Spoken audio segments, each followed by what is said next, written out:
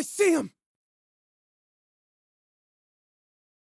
What's going on, y'all? June here. We are back with the second production log for Goku Vs Sukuna. It has been exactly a month since the last one, because the last time I filmed it was April 28th. Now it is May 28th. We have 8 shots remaining out of 78. It only took a month to get here. I've been animating for every single day. I think I probably only took 2 days off at least. So we've been hard at work for sure. So I've got a shot today that definitely shouldn't take nowhere near as long as the last one, especially because the Spurs and Thunder play today at 5:30. That's 2 hours from now. I'm trying to catch that. So I have a shot that I pretty much kind of neglected. That's pretty straightforward. So we're going to go ahead and knock this one out. 120 frames. Cool. Already got that set up. You know, same thing, skipping some. I might not narrate over everything because in this series of Goku versus Sukuna production logs, everything is more or less the same. Another thing too is like I've been animating so many shots. So many of the shots, all I've done is dialogue so far, and it's more or less the same thing as what we did in the last video. You know, I pretty much tackle all the shots the same. So one thing I had wanted to do, I'm just grabbing an audio clip right now. One thing I did want to do after recording the first video was I did want to like show myself lighting, rendering, and compositing that particular shot. But in my head, after I was done recording, I'm like, nah, I might as well just push forward with the animation. That way, when I do get to that part of it all, everything is, you know, cohesive and I'm in that mind state, you could say. I'm gonna hire Nobara for now, but I'm finna start animating much faster because I think it took me like 8 minutes to start animating in the last video. And I saw my boy Dream John's comment, finally, and time stamped like 8 minutes and 13 seconds. I was like, man, forget you, man. You here for the talk. But nah, it's all good. So this is the final battle. This is scene 4, shot 79. So there, you know, this is the aftermath of everything. I think it's funny because in the last one we just start off with Goku and Baba, and it's like there's still no insight as to who Goku even fought. And it's like in this video, now it's the end, and it's like you still don't know who he fought. So, but you know it was a hard fought battle because Shibuya is pretty much decimated and Goku's clothes are all beat up, you know. But with that being said, essentially what this shot consists of is Goku, he just finished off Sukuna. He just, you know, hit him with a Kamehameha wave. And Fushiguro is like, you know, you idiot. You just killed our friend. I told you not to destroy the vessel. Our friend is in there. And Goku's like, what? I didn't kill him. Like, matter of fact, he's right over there. And then so Fushiguro looks, where? And then Goku, instant transmissions, gets up out of there, as you can see based on our reference. And then Nobara is there, and she's just looking at him like, I knew he was going to do that. That idiot. So that's pretty much it. Let's see if the audio is going to play. If I did it right, I should have. Oh, I see him! Yeah, pretty straightforward. So with that being said, we're just going to start off with Goku because he has he's the easier part of it all. So we're just going to start with him and lock in immediately. The thing about it too is like with this project, there's still so much more progress to be made. Finishing up the dialogue in all 78 shots is still not even, I would say not even half of it, because I still have to go back and I still have to go back and whoa. I still have to go back and animate the fight scenes. Like, the fight scenes are not done. They're not even started. But I had my references like all ready to go for that, so I'm thinking it shouldn't be that bad to do the fight scenes. So, I'm not tripping on that. Honestly, I think the fight scenes should go much quicker than the actual dialogue animation. At least I hope, right? Let me keyframe all of this. You can't even see Goku pointing from this angle, so just so we can actually see his finger pointing, yeah, we're just gonna do something like this.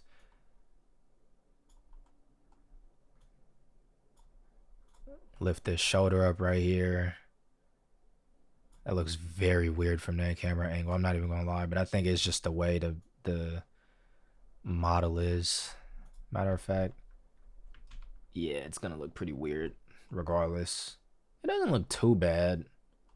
Honestly, that's probably how your shoulder really look when you point. And then let's have him more like this, and then you can't really see this part of his arm, but we're just gonna give him one of these. And then I wonder what it'll look like if I think that works. Hmm.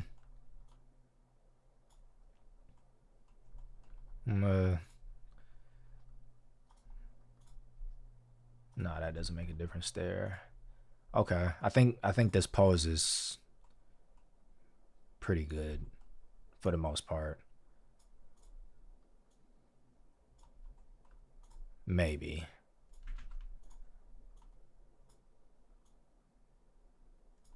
Hmm. Yeah, that's solid. I think from project to project, it'll depend on how many of the same shots I'll animate. Like if it's primarily dialogue, it just depends on the project. To be honest, I'm not even gonna lie.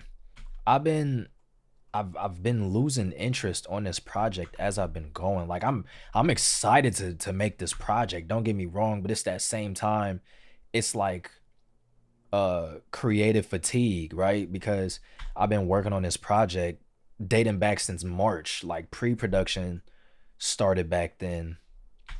And um it's like at this point I've ended up making this project so large in scale that it's a lot, and I've actually done a lot, but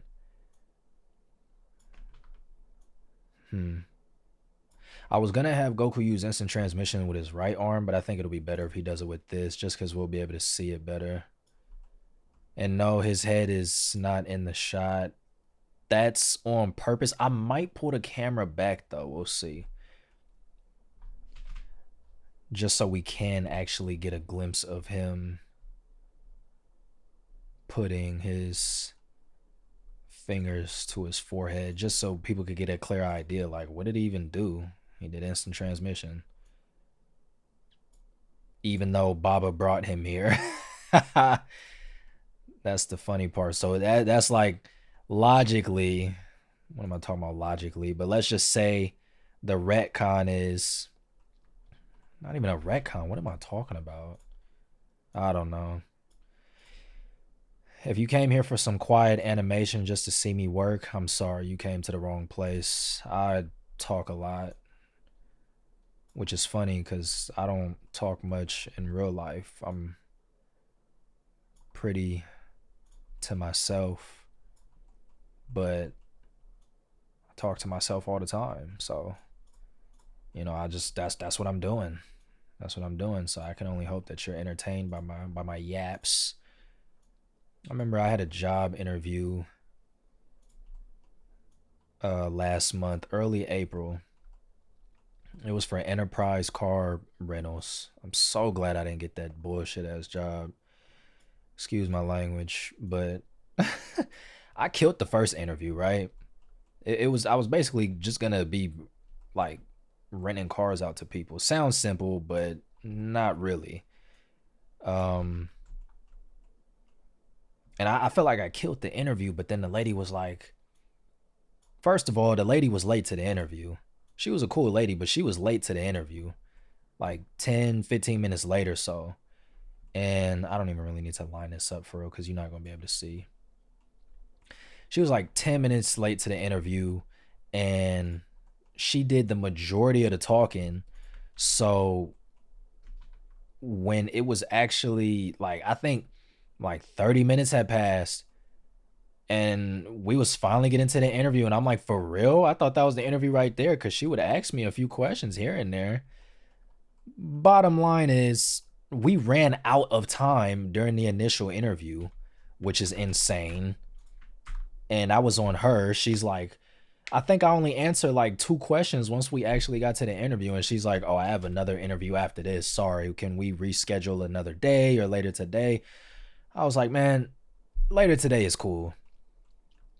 So whole time I'm just praying, like, man, I hope I don't get this job, but I'm not gonna self-sabotage.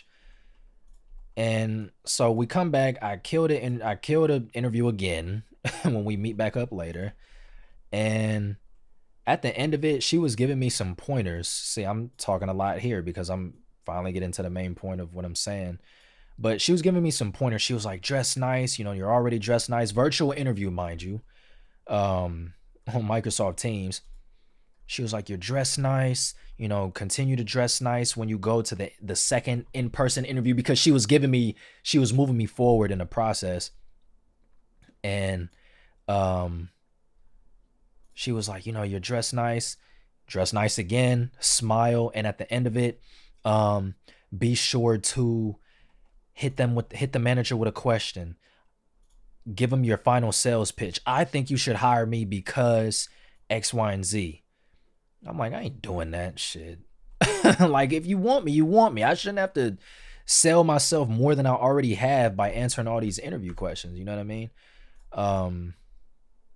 So the main point of me getting into this topic, the proof is in the pudding in terms of me being long-winded with certain things. She was like, and I would say try and shorten down your answers. We ran out of time in this interview. Try and be more concise. She was like, I like what you say, but try and like, limit. Just try and limit your stories. Like, you know what I'm saying? I'm like, lady, we ran out of time because you showed up late and you was doing most of the talking. But, I didn't think nothing of it. I was like, whatever, man. Get out of here. So then I went on to the next interview. And it was funny because I felt like I did very well on that one too. That was a BS interview, because the second stage of the interview, first of all, there was 3 stages. The second stage, you meet up with the manager of that location, and he pretty much does a vibe check. That's pretty much what it is. And see, Goku was done just like that. So I'm gonna look at something right here, because the way I'm gonna make him teleport, the way I noticed Dragon Ball Z Kakarot does their teleporting, just so it's not bland and he just disappears off screen. Dragon Ball Z Kakarot does like this. They're there and then they disappear. And rather than just hiding him by hitting this TV icon right here, the viewport icon, the easier way for now, I could just literally just move him off camera. Boom, like that. And then let's see. And then he comes back for the next frame. And then he's gone after that again. So it's literally a total of, over the span of 4 frames, he's there, he's gone, he's there, he's gone for good. So it looks like this. Sam! And then we'll add some extra VFX on top of that once we get to that part of it, in the process, to add like some speed lines and things like that to make it look like he just vanished. So Goku is pretty much done, at least the block out, right? So now I'm just gonna go ahead and I'm probably gonna block out some more parts, but for the most part, I could switch this I could spline this. When I got to the second part of the interview at Enterprise, it was interesting because I was like, man, this is a waste of time. The interview was 2 hours. It's 2 hours because that first hour, they want you to shadow.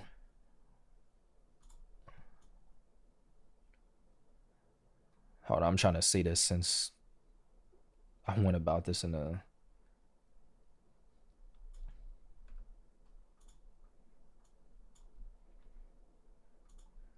Bruh, his whoops. I want his fingers to connect early. It's all good though. We can fix that. Oh, I see him. And the camera is moving. Anyways. Shout out my phone. Anyways, so yeah, I did that, you know, shadow one of the managers that was there. And after that, because that's what it was, a manager trainee role. That's what I was going for. So everybody that was there is managers, just glorified salesmen, you know what I mean? But they're making $20 an hour, which in California is not a lot whatsoever. So I'm gonna spline this just so I can get a better feel for it all. Let's see what we got. Oh, I see him. Okay, let me take these guidelines off. So I go through the interview, but once I finally start interviewing with the manager, like the person who owns that location, yeah, so we was just going through the interview and I felt like I killed that too. And then at one point he asked me like, hey, are you applying to any other jobs? What other jobs are you applying to outside of this? And I just told him, I was like, I told him the jobs that I was applying to, and one of the jobs was really good, really stable and great benefits. And then he already knew. He was like, I'm sure that he thought he got me with the old okey doke, but really I played into it because I'm like, bro, I don't care. I don't want to work here. um, but I'm again not gonna self-sabotage, but I low-key did right there purposely. And he was like, yeah, I'm sure it's like because I was telling him, yeah, because this particular job, they just take a long process. So but at the moment it doesn't look like it's gonna happen. And then so at one point he was like, yeah, you know, my mom used to work for that company as well, and great benefits, boom boom boom. So I know like if they came back and offered you something, I'm sure you would take it over this. And I was like, yeah, yeah, I would. Right, yeah, yeah, and that's what he says. And then but we, you know, the interview kept going and it went really well.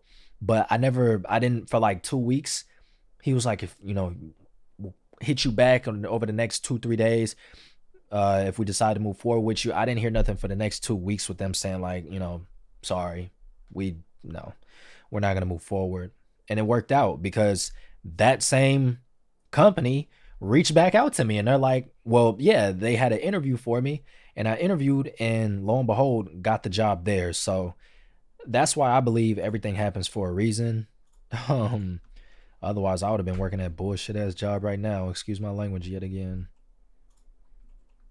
But let's lock in with this so we can wrap up Goku here.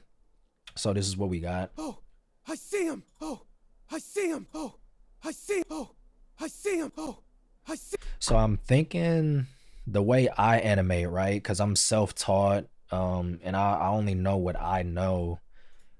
What I'm gonna do, Oh, I'm gonna make a move and hold here, right? So that he's kind of still moving forward slightly so that he's not static. Bring the shoulders down a little bit. I want the shoulders to be even there, so I'll go back and fix that. And then oh, let me fix this shoulder right off the bat. Whoa. Let's do this. Boom. That looks better. Because when you point, if this other arm is like this, you know, both Bro, you could barely see me. And for those of y'all watching this video, it's not like you came to see my face anyway. I think it's funny though. From the last video, I had a full head of hair. Now I'm bald. Bald. Nah. Oh, Yes. I see him. Oh, So we'll have some sort of a move and hold, go from like frame 1 up until, I don't know, 9. And then we're gonna have a anticipation here. So we're gonna bring him down, and this part will be much faster. I don't want it to look too animated.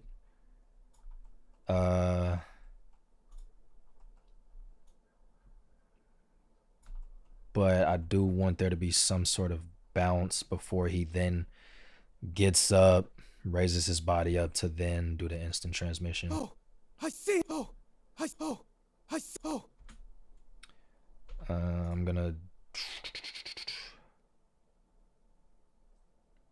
I'm probably gonna move this torso down a little bit more and bring it forward a little bit more. So let's see what this looks like.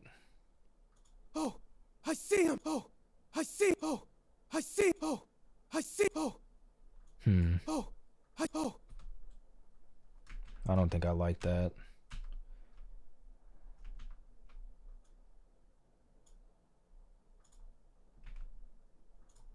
I'm probably gonna move that back because I want, I want this to go down a little bit more. Let's see what that looks like.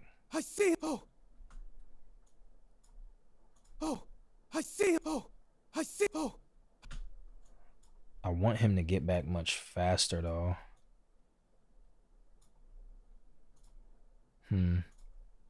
Oh, I see him. Oh, I see.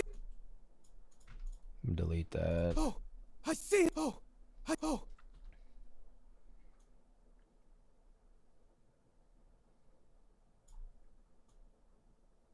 Let's do something like this. And he's still bending over.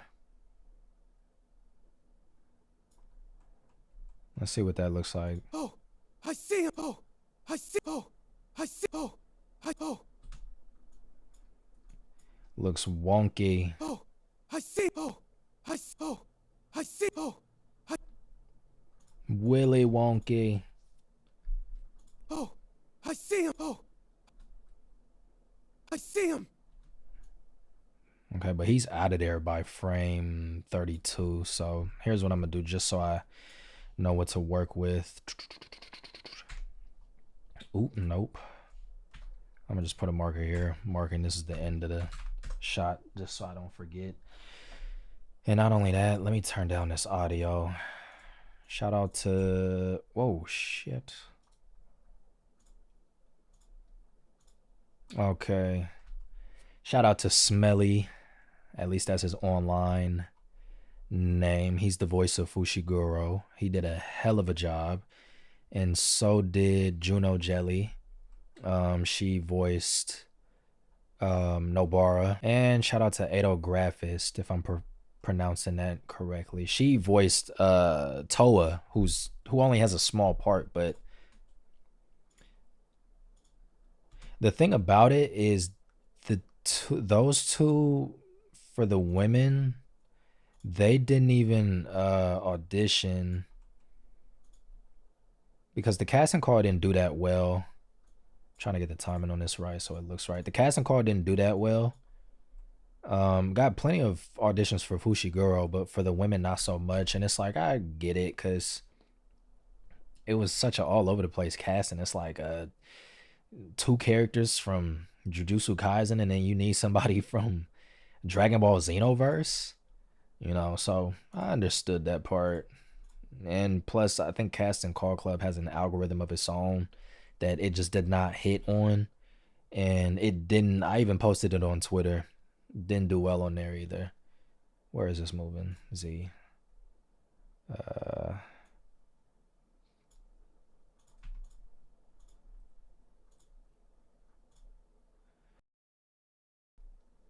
Oh, okay, I know what to do. I'm gonna make a move and hold here. Just so it doesn't look like he just comes to a stop. I think that's where I was messing up. But yeah, man.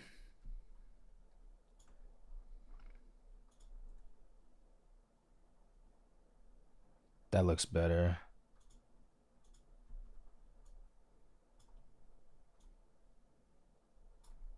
I'm gonna add some drag, but I think the drag is gonna come from the chest controller.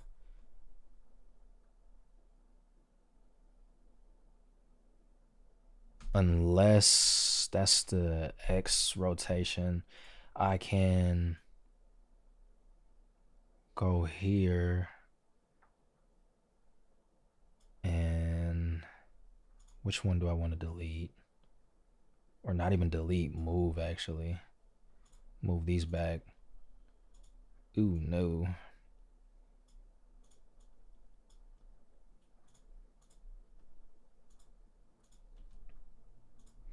Move this here, see what that looks like.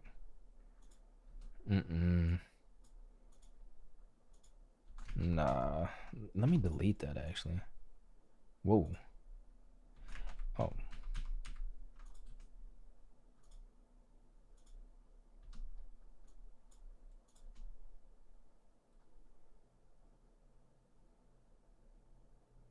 That doesn't look too bad. Okay, so now we're gonna focus on this. Actually, another thing that I want to do, I'm gonna push him on the y-axis. So when he's doing that, maybe do a little bit of that, right? Right?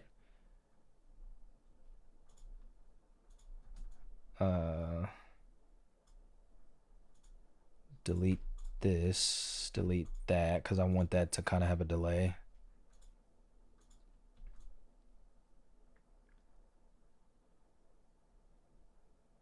And then let's see what that looks like.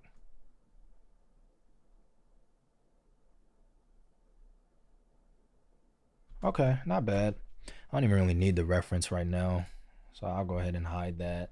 That way we can just focus on the animation, and then what I'm gonna also do is turn on pass partout, however you pronounce it, just so we can focus on what we're actually gonna get in the shot.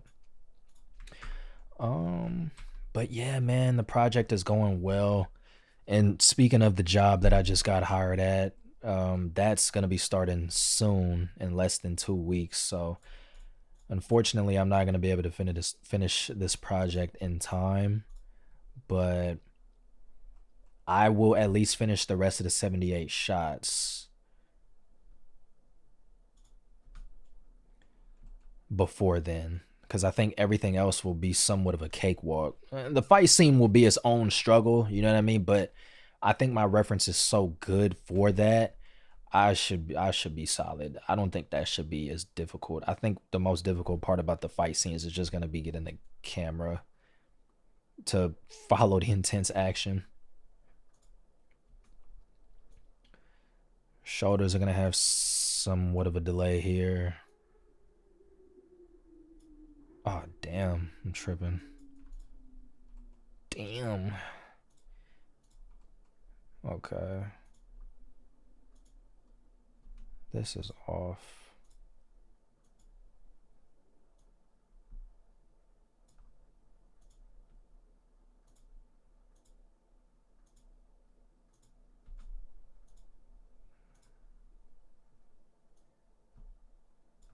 Why is the right shoulder? Unless I'm tripping, it feels like the right shoulder. Oh, okay, I see why it looks weird. It looks like the right shoulder is having a bit of a delay, but that's just because this arm is moving. It's kind of... And then we'll have a moving hold on these shoulders as well.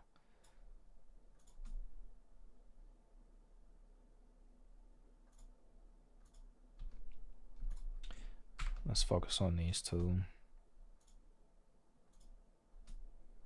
Kind of want these to come up quicker.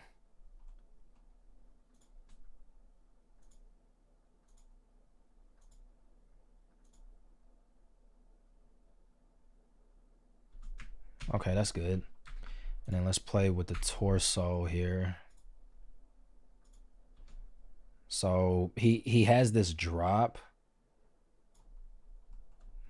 Matter of fact, I'm gonna unhide that as well. These two, just so I can see where the keyframes are lining up. So the drop is on 12. I really would like to have. Let's see if I push these back. Yeah, I can already kind of see that working. So let's go. Animated much faster this time around because the shot, this at least, is just straightforward. There's no dialogue really.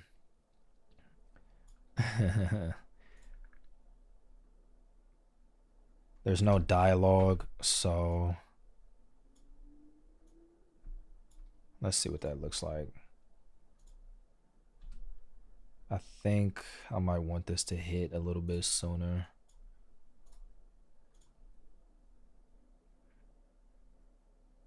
Yep, I like that. And then have a move and hold towards the end there.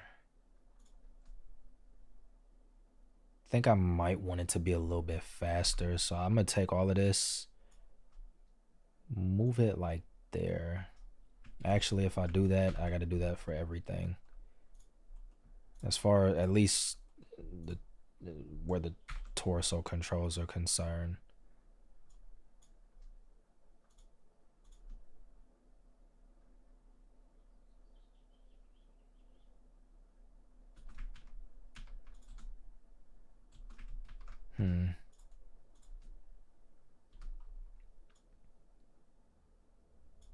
I think I want these to hit a bit sooner. Let's see.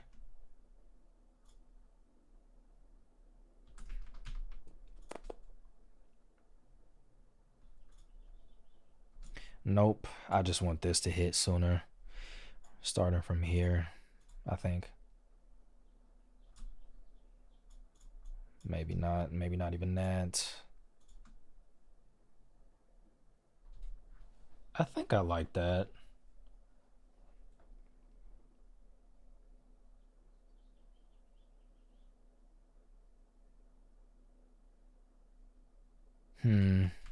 Maybe not.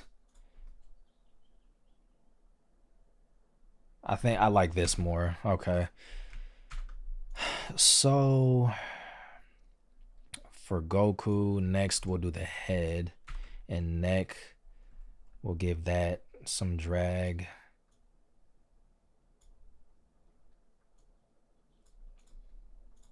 So we're gonna give the head same thing. This is just how I animate. I probably said this in the last one. It's probably not the I mean, everybody has their own method to the madness, I've come to find out, because like even me and my good buddy, I was gonna say Bud Gutty, my good buddy John, we have two different styles of animation. His channel will be linked in the description as well. I'll be referencing him a lot because really good friend of mine. But again, like I said earlier, this is just my approach from what I've come to learn.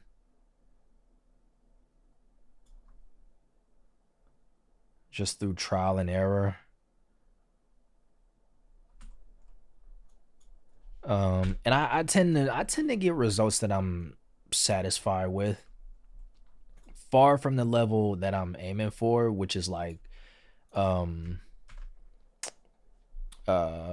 feature film type of style, you know, like Pixar, DreamWorks, things like that. That's ultimately the goal.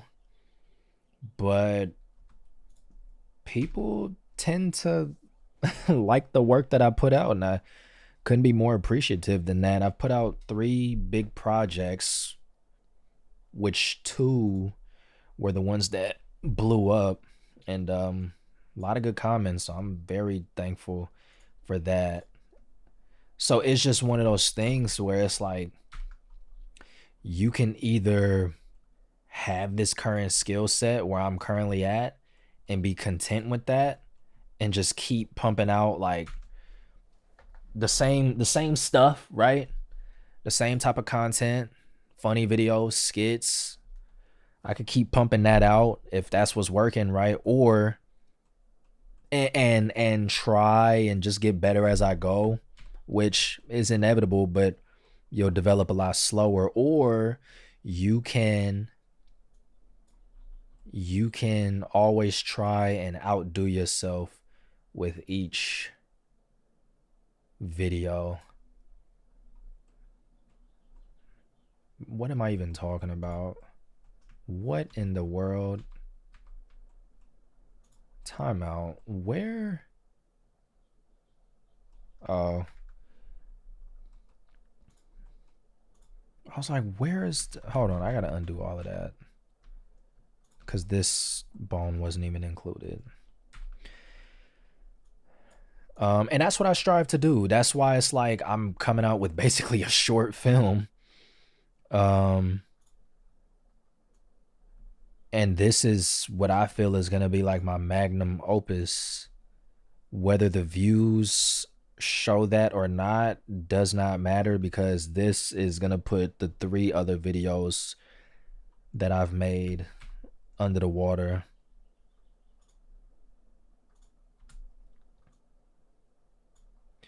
I'm going to, and then after I finish this, I'm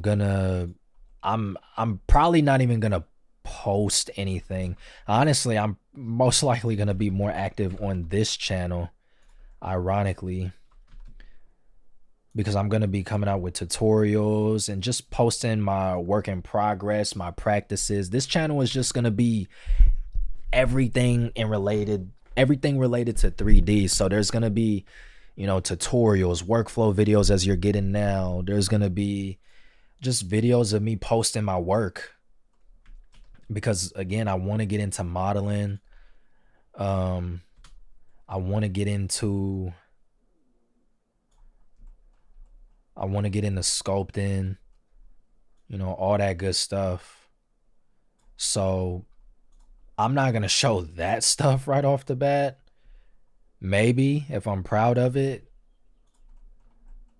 but when I get good at it, I'm gonna start coming out with tutorials on modeling and stuff as well. I was already kind of thinking I might do one of those videos like I modeled something every day for 30 days and I started from zero, something like that. I'm not starting from zero with modeling, damn near, because it's one of them things where it's like I put in the practice, but it be so like I'll practice modeling for like a week.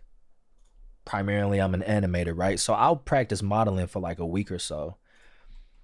But then I'll take on a project like this. Now I haven't modeled in a month. So if you asked me to model something right now, model a book, model a video game case, model a table, I could do that. Very simple shapes. But if you told me like, okay, model a low poly head, model a torso, honestly, I could probably do that too. It won't look great, but I could do it. I know the hotkeys. I know how to get around and whatnot, right? I don't like this. It looks like his hand is kind of like it gets to his spot and then it starts going up. I don't really like that. Let me see. Cause like his body is moving back.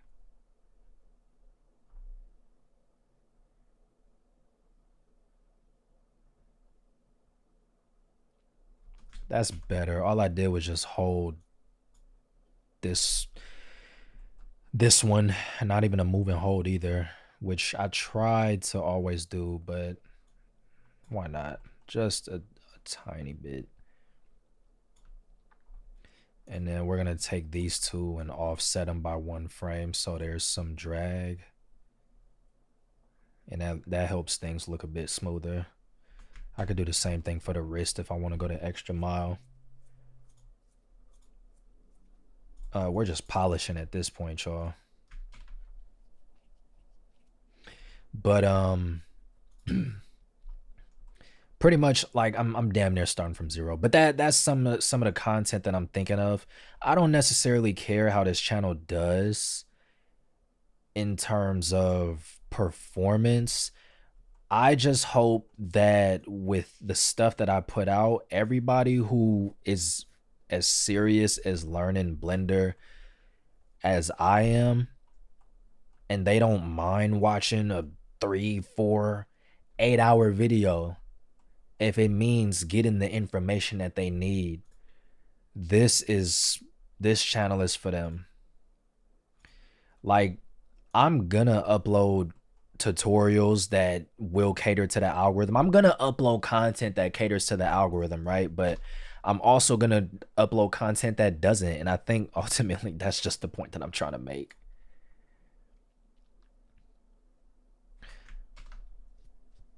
Cause I don't, I the point of this channel is just giving people the resources that I wish I had.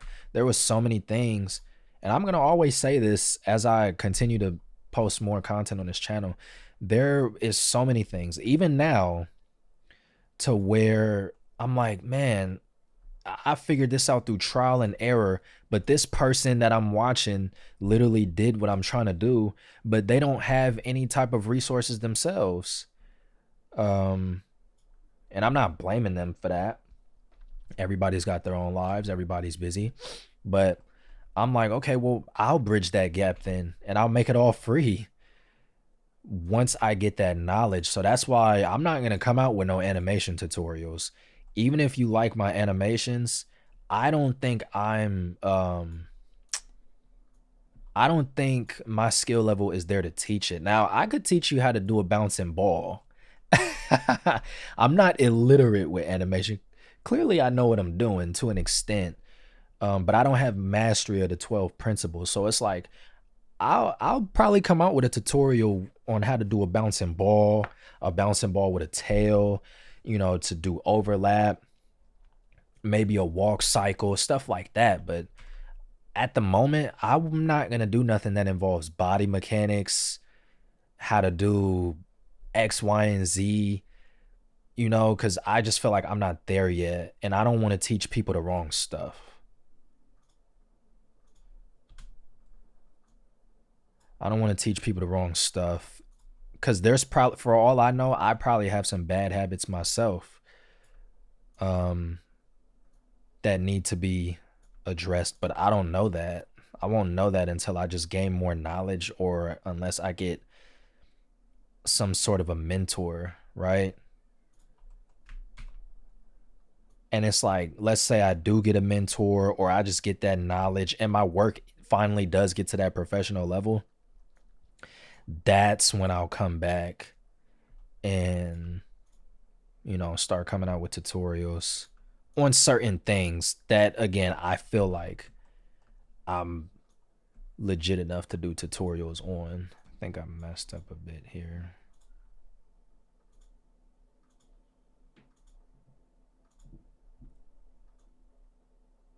Maybe, I'm not sure.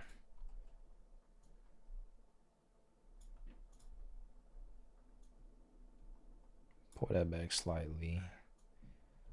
Pull that up.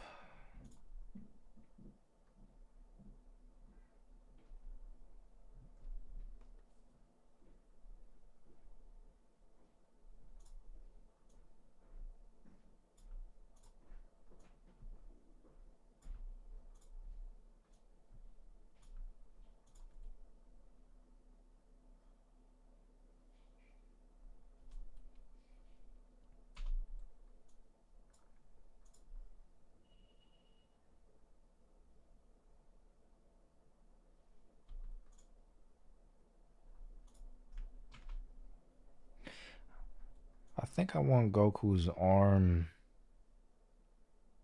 to go up first. So let's start all over. I want this arm to go up, because this is gonna act more as like a squash.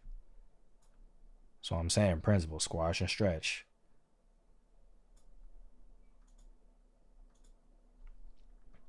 But But you can't really tell because the way his body is dropping.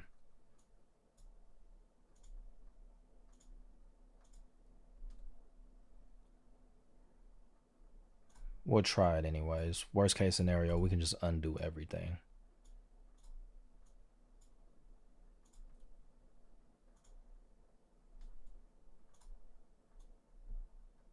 And honestly, you can't even really see this arm anyways, so it's like, yo, it don't even really matter. I think I'm doing too much. Let me go back.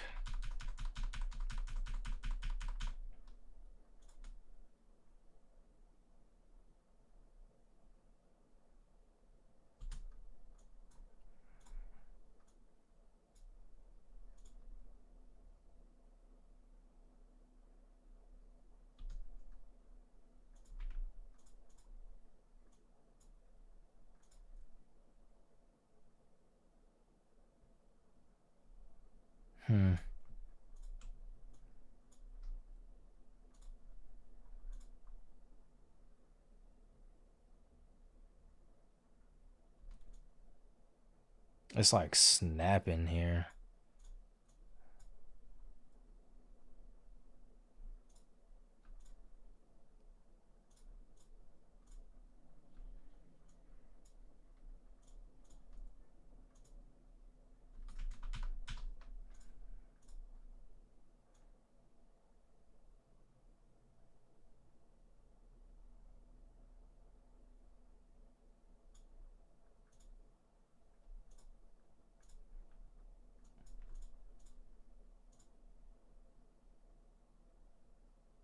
Okay, I just got rid of that keyframe.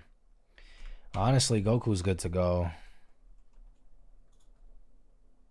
Nope, not yet. His fingers. We need to have him doing that peace sign much quicker. So I want the peace sign to already be up, like literally as his fingers are already coming up. If I can click it.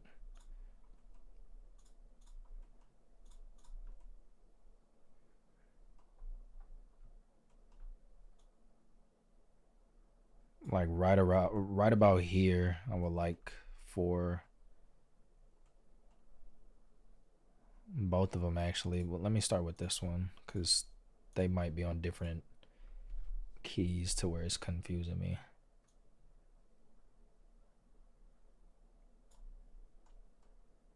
Frame 15.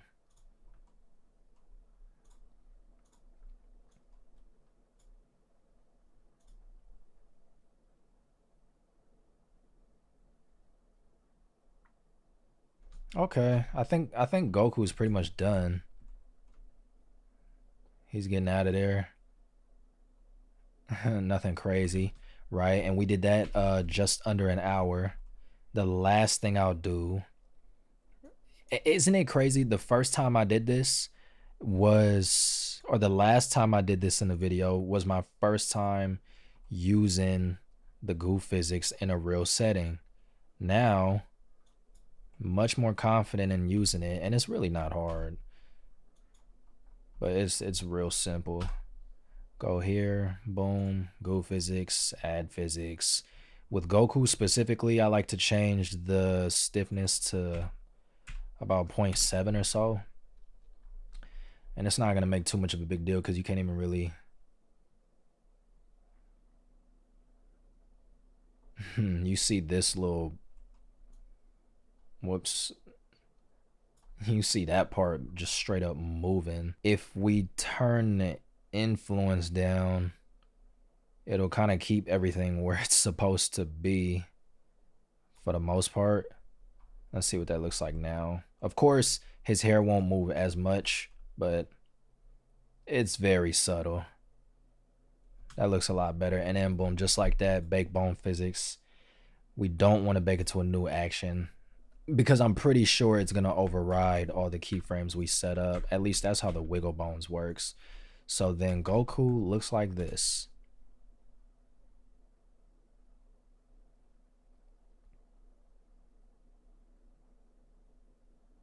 I'm not mad at that. I'm not mad at that. Now you might be looking at this saying, "Oh, you got to push this further," depending on your animation experience. Um, of course, somebody with more animation experience than me might be saying there's so much left on the table, and somebody with less animation experience might be saying the same thing, or somebody with no animation experience who's just along for the ride and just loves seeing stuff happen. They might be like, that's perfect. That's put that right next to the Mona Lisa. Oh man. Okay, so we're gonna delete, or actually, let's see the whole thing. So 120, just so we can see the teleportation, because it doesn't matter that the animation doesn't carry out. Yeah, that looks good. Okay, Nobara, it's your turn. And yeah, Sukuna is in the shot, but he's in the scene, but not really. Okay. Now, this is the part that's going to take a little bit more time. For now, we're going to disable her facial controls, and because I saved her main file with her and IK, I got to switch her arms real quick. Actually, no. What do I want to do? What do I want to do? What do I want to do? Turn that off. Go to object mode, click on the camera, turn that down. Let's get our reference back up. Her left arm is actually going to be an IK, and her right arm can be an FK. That way, let me actually test something real quick, because this is the reason why I would even use IK arms on that one. Basically, when you need a part of the body to stay in one spot and not move, you put it in IK. But I'm trying to see something here. I know FK is not going to do it. So like, for example, let's just say I wanted her hands to be right here. Clearly you get the idea that I want one of her, well, you can see based on my reference, I want her hand on her hip. But if I take this torso bone, okay, well, it's there. But if I do that, her arms are moving with her body. And then it's like, if I move it here, then I got to move this back. But then if you have a bunch of keyframes where you're trying to put the hand back in its place, when you play that animation back, the hand is going to be sliding everywhere. It's not going to be in its original position. So I want to try something else. I want to turn on the follow setting here. I think, okay. Oh, so if I turn on right arm follow, no, that's actually what I need. No, it's not. Almost, but that would mean I wouldn't be able to use this chest controller. But if it was like this, that would be perfect, because that thing ain't moving, boy. But I should get better results by just putting her arm in. Okay. So, enough yappity yap on that part. Let's go left arm IK. Now what I can do, I can grab this controller and move her arm however I want. So if I put it here as you'll see. So first of all, let's just set up the pose. I'm gonna move Goku from the scene just so I can get Nobara looking right. Gonna disable those two things. What else do I want to do for? Okay, I just wanted to make sure that she's looking at Goku. All right, so let's key everything. Let's bring these shoulders down a little bit. Bring that down. Give her arm a little bend, just so the position looks a bit more natural. And although you won't see her hands, I'm just going to put her hands in a relaxed position with this pose library, Because why not? You never know. Her hand might just show up. If I decide to go a different route than my reference. We're going to have her do this. Just so her posture isn't absolutely perfect. Tilt her head. Whoops. Oh my gosh. Tilt your head, girl. Just so it's not stagnant and just because she's looking at Goku in disgust. Like this bum. This freaking idiot. So I did Goku in an hour. Nobara doesn't really have too much going on either. She just has like her poses just take a little bit more crafting, you could say. When you put your hands on your hips, it's going okay. I had to do it myself, so her hips will be leaning that way. Real subtle. The amount of time she's put her hands on her hips in this video is not a lot, but she has done it a few times. So you see that when we move, that arm stays exactly where it's at. Even if I do this, that arm is perfectly placed. So now what we're going to do is get this arm set up just right.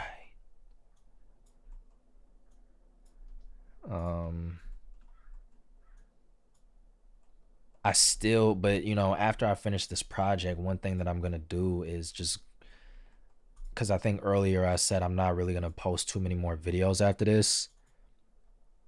And this channel is going to be active, but the main animation channel it'll come to a halt. I'm still going to post stuff on there every now and then. Like small animations, but it'll mainly be like practice, like to test, am I actually getting better? You know what I mean? But for the most part, I'm not gonna make an effort to make sure that I get a video out once a month, because right now my focus is getting better and trying to figure out in what points do I how like there's so much that I need to understand about animation. And I'm pretty much just gonna get in a lab and practice with animation, modeling. Sculpting might not happen during this training arc because my goal right now is to become proficient in modeling first, and then we can tackle sculpting because that's its own thing. And modeling will help.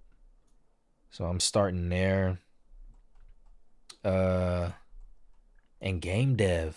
I'm wanting to create my very own game, horror games, because for those of y'all who may or may not know, which I highly doubt you would know, I am also a voice actor. So what does that mean? That also means I want to create some original stuff that I can voice in and actually put on my resume. And with this skill level, with this skill that I'm developing, it's like, why not create your own game? That'd be something cool. You know what I'm saying? Like we know the animation won't be the tough part of making a game. It'll be me learning how to code. And I already have been practicing game dev before I started working on this project. Let's see how that looks. Not good. Not good, booby. Let me go back. I mean, this wasn't all that either.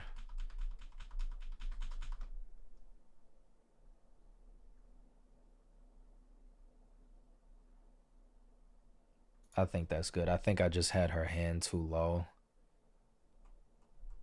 Because the way this pinky is, it's kind of crashing into her dress. But to be honest, you might not notice it. Damn it. I had symmetry turned on. Look at her other hand. It's all good though.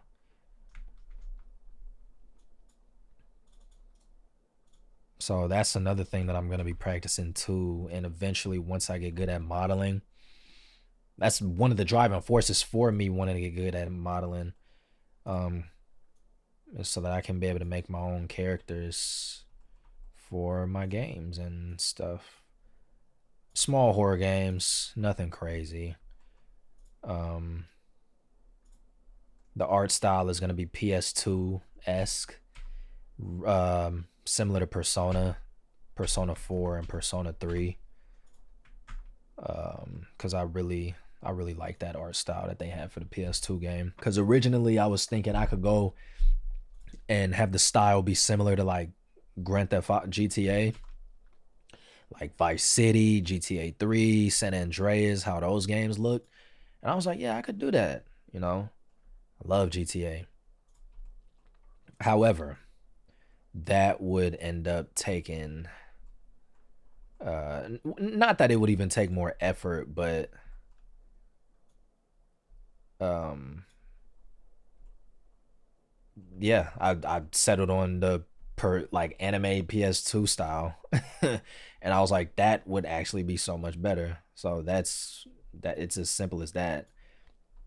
Because I was even thinking of doing what Ray LL does with Fears to Fathom and having the art style be similar to that, because it's gonna take inspiration from Fears to Fathom, but it's not gonna be based on stories that's happened in real life or whatever. I'm gonna come up with the plot. Because then I can control who lives or dies. If you take a story from real life events and the person lived to tell the tale, well, we know one thing. Yes, you can die in the game, but you'll just get a restart, and we know that the person survived. Thankfully, I'm not saying that that's a bad thing. I'm just saying that if I wanted a death to be canon, I can do that. I don't think anybody, as far as NPCs goes, has died in a Fears to Fathom game. And if they have, it's probably just embellished just to have a little more excitement in the game, because it's still a game at the end of the day. So you might go off the rails of the original story a little bit just to make things more interesting, right? That first pose is good. I already set that to stepped. So we don't have to do much here. She's gonna hold this pose because Goku is there, and then this is where we start to see her. And then she just kind of scoffs, if that's even the correct term in this scenario.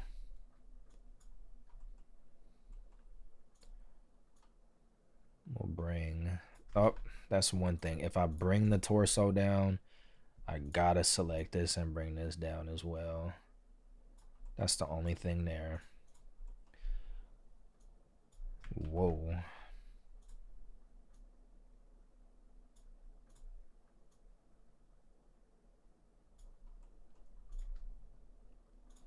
Um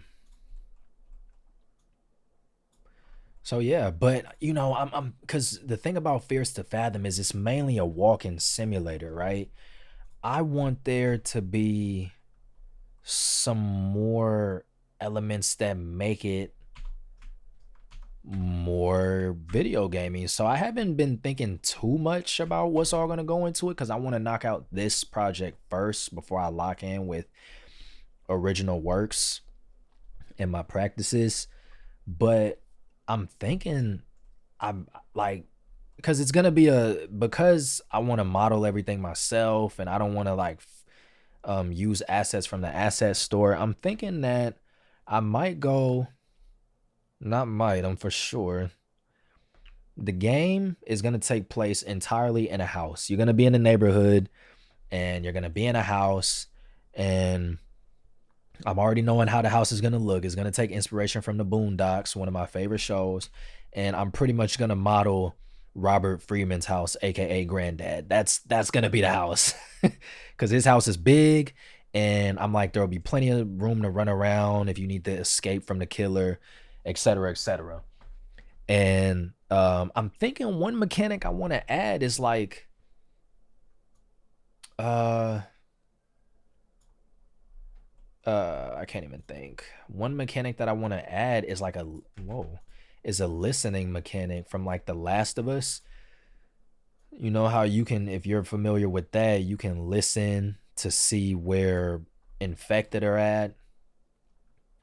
Um, and I'm like, that would be interesting. That it's just a thought. Not saying that's what I'm gonna do. Again, these are just ideas that are coming. Once I finish up this project, I'll have time to think more about the game, which will be fun. Actually, I'm gonna delete that keyframe because what I want to do first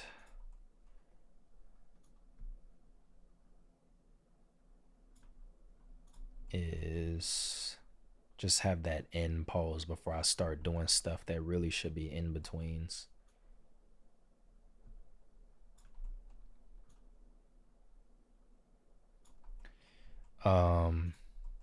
But yeah, having like some type of hearing will be pretty neat. I feel like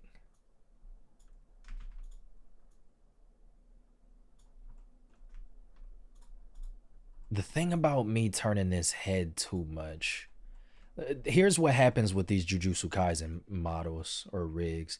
If you turn their head too much, their face deforms for some reason. It's like their chin don't want to go that way. I've had to do that. But I've never done it to the point where it's really noticeable. It's like here. That seems pretty straight still. I think we're good here. And then if she kind of, let's see if I could do it a little bit more. Yeah, that's good. Yeah, you won't even be able to tell from that angle. Okay. Blocking almost done. We're gonna go ahead and go back for a second pass and start doing some in-betweens. We're good. We're good. The game starts in less than an hour. If I don't finish in time, I'm gonna stop and watch the game, order some pizza because I got a free pizza rewards from Domino's. And I'm gonna throw in the game, and then it'll probably end at like 9 p.m. and then I'll come back. If that is the case, which it most likely will be, I'll have much lower energy because that's when, you know, the fam will be home, probably sleeping, you know. So although, you know, I don't want to be too loud, but I'll still be able to talk, just not as loud as I am, which was something that I didn't like in the last video. But when I watched it back and edited it, I was like, oh, that's not too bad because my brother works the night shift. So our rooms are literally connected. So he was right next door, sleep. And, you know, I just be trying to be respectful of that man. Don't want to interrupt his beauty sleep. Okay, so we're good with this. Here's what we got so far. The scoff, and then, yeah, that happens fairly quickly. But we're going to go back and in between. This first part from frame 1 all the way up until frame 47, we're just going to have some breathing, idle animation. You know what I mean? Nothing crazy. There is and because there's 8 shots left, my goal is to do 2 shots a day. The last shots to complete are tedious and they're long, like 5 to 10 seconds. That's why I'm like, I'm not trying to do 3 shots a day right now. It's just 2 shots a day max, minimum I should say, and max. Well, if I can go beyond that, obviously. Let's start with the head. When she pretty much rolls her eyes. Let's go that way. But yeah, so in terms of the game, best believe, as I will be posting devlogs on this channel, but I won't be posting any tutorials on Unity. But I will at least, you know, post my learning and just the entire process of making the game. At this point, I don't doubt that I can do anything. Because every project that I've worked on, in terms of like that had to do with 3D and stuff, there was always that small doubt, like, am I even going to be able to really finish this? I've never done anything like this before. Specifically speaking on like my three big animations, and every time I've always seen them through to the end. And then this one is the biggest one, right? This one is the biggest one. I might have did her head way too high up here. Because this is like, this is a 12-minute animation. It's gonna be about 13 minutes. Honestly, it's somewhat of a short film, you could say. And I want to do something like this. We'll adjust the timing later, but I'm just trying to make sure I get the pose right here.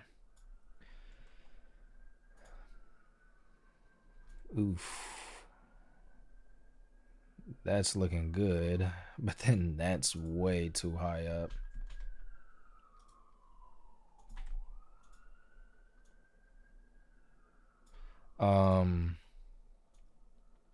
So yeah, it's like, although I've never made a game before,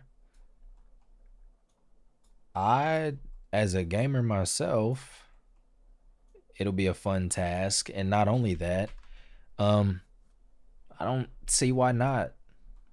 Like, I'll see it through to the end, pretty much. You know what I mean? That's just one thing that I've always felt like is, if it's something that I said I'm gonna do it. Especially if it's in my control. Like, there's nothing holding me back from being able to make my own game. I'm learning Blender. We know the animation ain't gonna be the tough part. Like I said, programming, but you know, it's just gonna be mind over matter. That's what it always comes down to. That's always what it comes down to.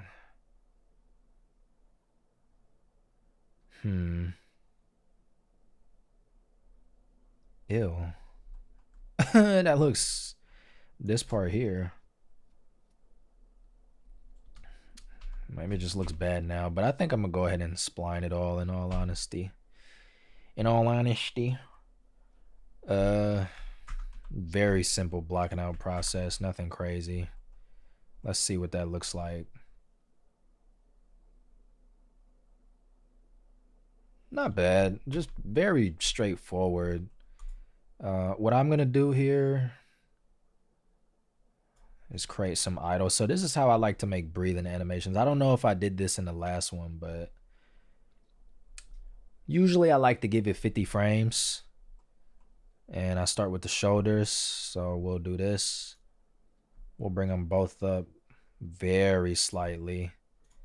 And then the chest here, we'll bring that back slightly. The head and neck, slightly.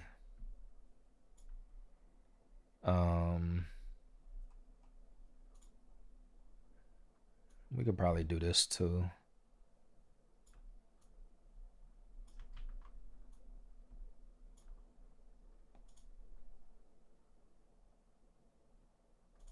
And then this will be good because it'll help lead us into the anticipation before she leans forward. So I'm probably gonna put one more keyframe in between here. But just because I didn't do this in the last one, another little technique that I've kind of played around with for breathing is I'll make a shape key. And shape keys are good. Well, I kind of talked about shape keys in the last one, but anyways, let's go into sculpt mode. We're gonna size that up, get the grab brush, boom. Let's make sure the shape key is turned on. It is. And I tried this actually with one part of Goku when he was getting his butt whooped, and I needed the breathing to be more exaggerated. He was laying on the ground, so I can't have him do this on the ground. So that's when I came to the conclusion, or got the idea, like, what if I just take the grab tool and just do something like this?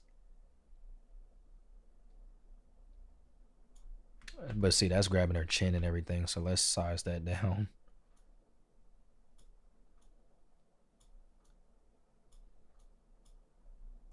So let's see what that looks like.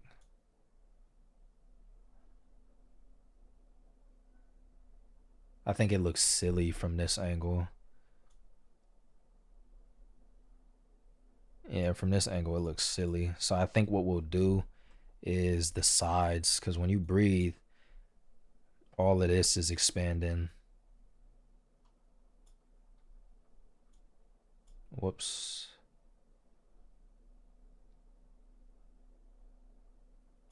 Yeah, maybe we can do this too.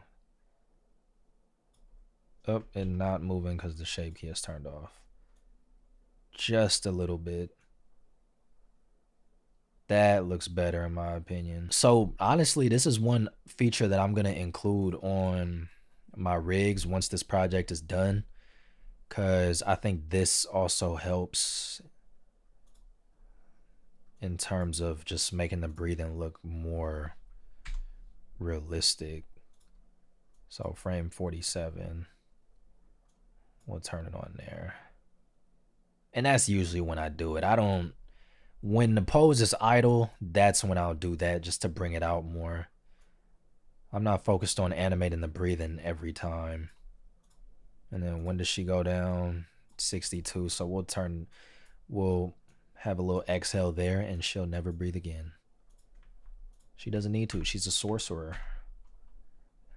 Okay, so now we finna go back and pretty much polish at this point. So I think I'm gonna go through one pass, polish, add some more in-betweens, of course. And then that's when I'll start focusing on certain controls. So let's see what this breathing animation looks like. Yeah, that part looks bad, of course, but I think I'm probably gonna move this up to like 42. Let's see.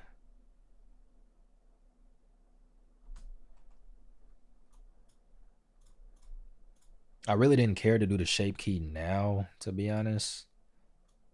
42. But I did want to do it just to kind of show the little technique, if you even want to call it that. Show that. What else? Okay. All right, so she's breathing. And then I kind of want her to come up and then come forward. So we're gonna go here, grab these two, move that up slightly, because I don't want it to seem like her body is just straight up bouncing. But again, a little bit of squash and stretch. And then the shoulders should come down, I think.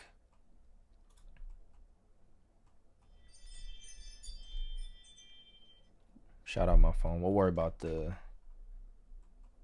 head later. Okay, and then we'll add another keyframe here. Pretty much a move and hold.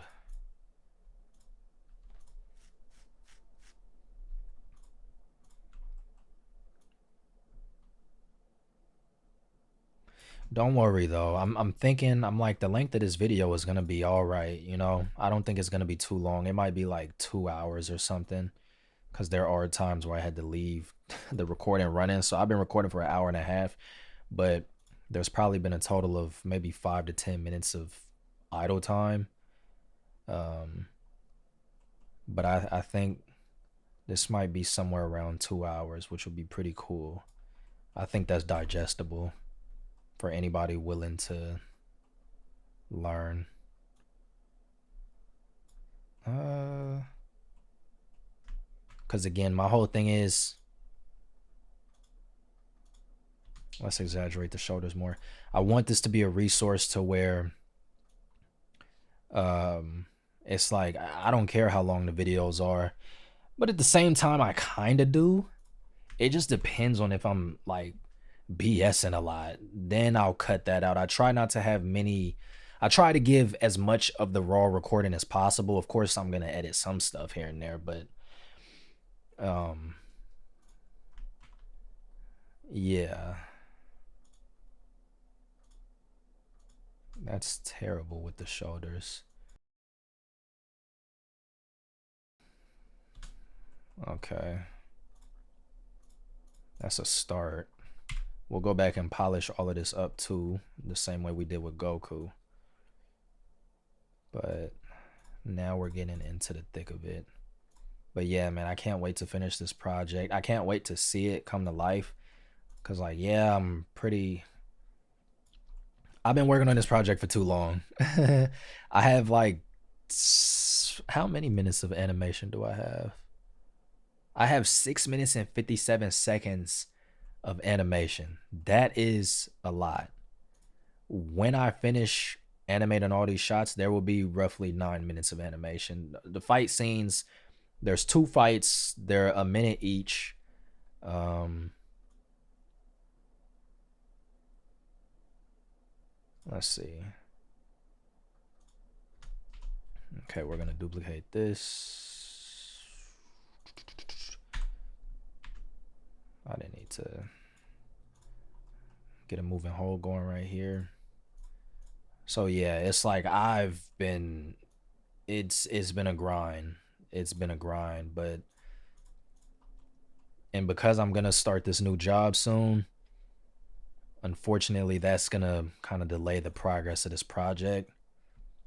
Cause I was honestly giving myself a date of June 21st because that is the official start of summer, and it'll kind of be like it'll remind me I would treat it like the off season.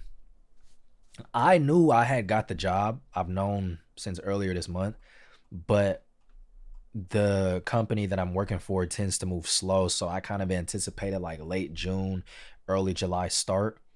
Um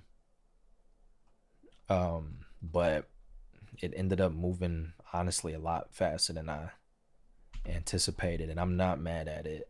I'm ready to work. Uh, okay, I could start seeing everything come to life.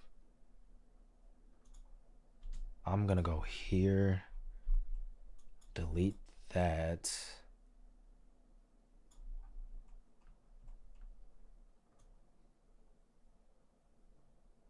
And we're gonna get another moving hold. Actually, let me hide these because I think those are the keyframes that's showing up. Yeah, those are distracting me. I'm gonna take this and get a moving hold until about, whoops.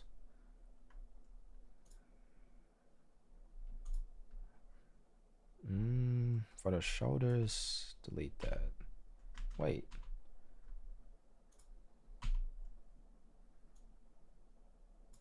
Whatever.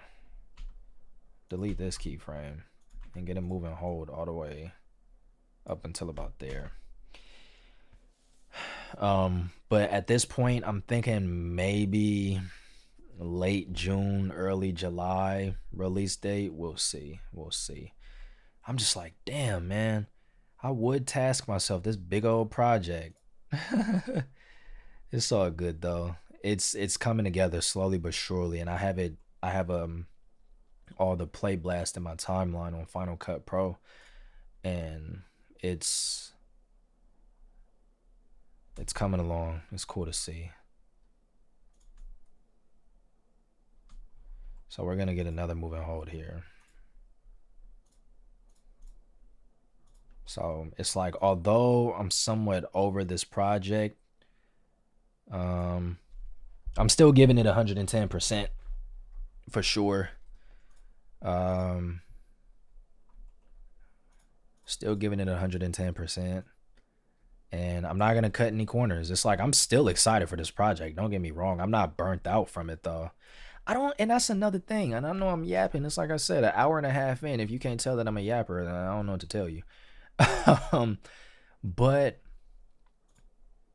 I don't know if I've really ever experienced burnout. You know what I mean? I'm getting hungry. I don't know if I've ever truly experienced burnout. Maybe with video editing. Damn, she is breaking her back. She look like an old lady. Hold on, let me look at this.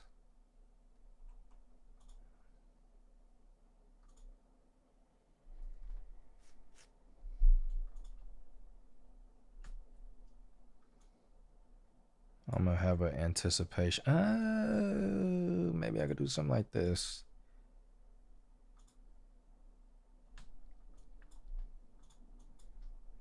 Rather than creating all these moving holds of the same thing, I'll make this be the anticipation or the wind up. The wind up that I've been using it wrong. I feel like it's wind up that I've been meaning to say, because she's winding up what she's getting ready to do. She's not anticipating anything.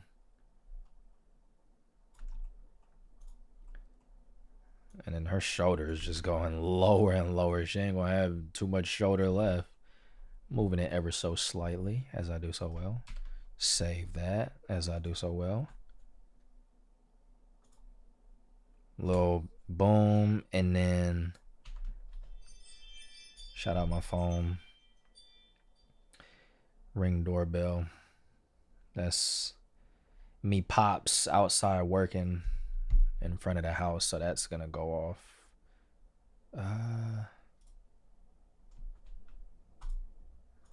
This is where I want to bring all of this up, because that was like the squash, you could say. Now we're gonna stretch. Bring that back. Her shoulders weren't even really down for real. That's on me.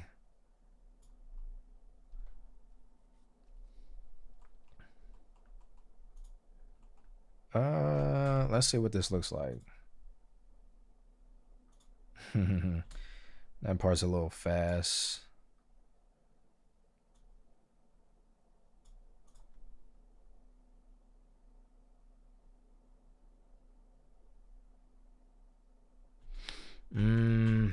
Seems a little robotic. I'm not gonna make it go that far.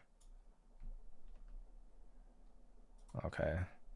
Then I'm gonna add another keyframe after that. I'm hungry. Guess what I ate today? Because I need to go grocery shopping. I was gonna go to Costco, but I got lazy. I'm not gonna lie. All I had was 2 sausages. 2 chicken sausages. Pause. 2 chicken sausages. Like 3 tangerines a few hours later. And I wonder why I don't gain weight. But like I said, I got a free pizza coupon or rewards. I had pizza all last weekend. That's how I got the rewards. And now I'm gonna take advantage, because otherwise it's gonna expire.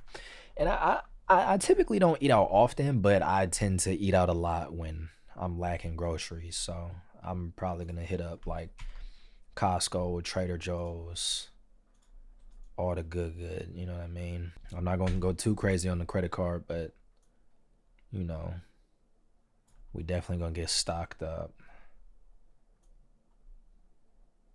We need it. We need it. I need it. Okay, let's see what we're working with. That's a little rough. But I think, yeah, that's terrible. But I've got some stuff to work with.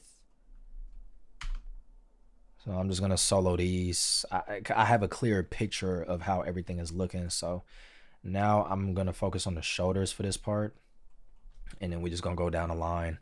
I don't know if this is considered working in layers. I don't think it is, because whenever I watch people animate in layers, well, I would watch it for a little bit and then click off the video, because it's like I gotta save this training for when I get to my training arc. But one of the things I hear is like layered. If you're a beginner animator, pretty much like myself, even though I've been doing it for 9 months, I'm still pretty much a beginner. It was like, you're probably not gonna want to use the layered approach. This is meant for those who are seasoned and are more confident in their animation abilities, which I am not. It's like, obviously I can animate something, but the thing about it is I have my method to the madness, but when I go into a shot, I don't know how it's going to turn out. Nobody does, right? But my thing is, I don't know if I'm going to make something and then I get annoyed and then I don't know what to do. It's like, now I need to change my reference. Now I need to think about this particular scene. Haven't ran into that issue yet, but you know, there has been times before on like past projects where it was like, yeah, that reference, it's not gonna work. I gotta redo it. Actually, I did have to do that though on this project too. I think maybe once or twice. I was like, yeah, that reference, nah, that's not gonna work. But I think it was more so not because the shot was difficult, but because my reference was trash. So it was more so that.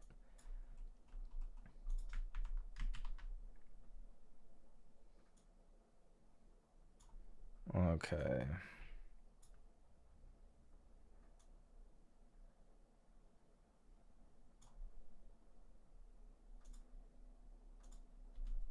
Hmm.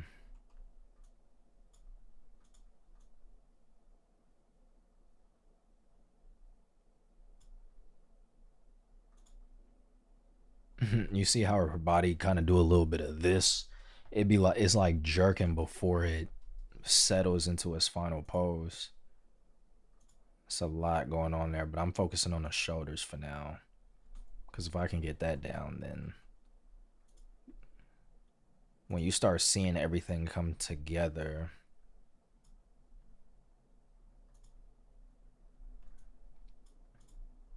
then it makes working on other parts of the animation a lot easier.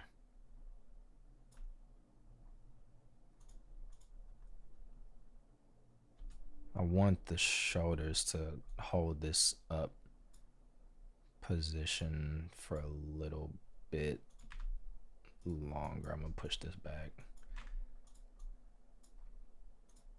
because I don't want the shoulders to come down until her body settles in its final position. See, but that's the thing. I'm gonna have to come back to this part because her body is doing all this extra shit, and these are way too low. At least it seems like it.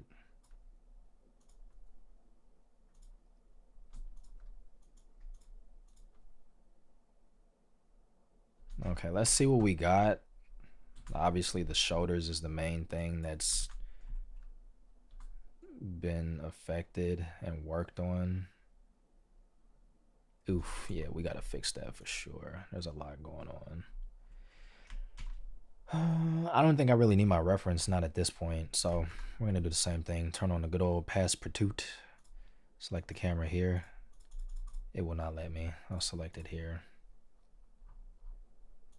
Just so we can focus on what's in front of us.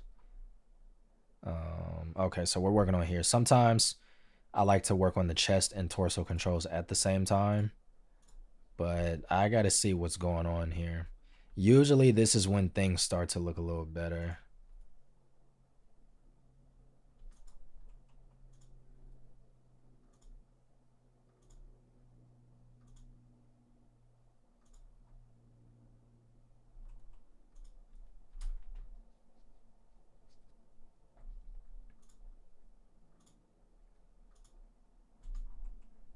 It's here. Look, it goes here, it goes to the side, and then it comes down.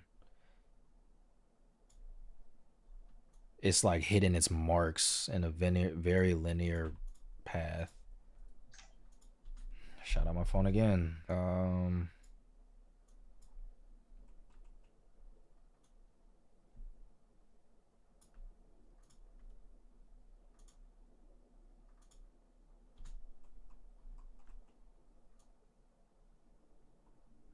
I'm trying to figure this out.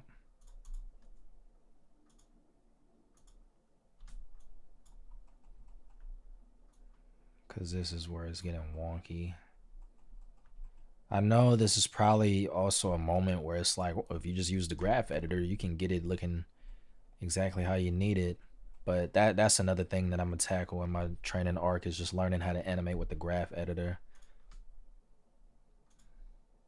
I know that's like the holy grail when it comes to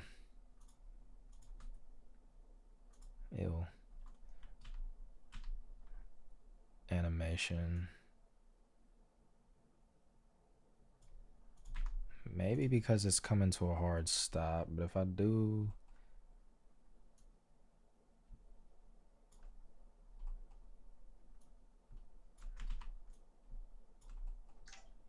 Shut out my phone.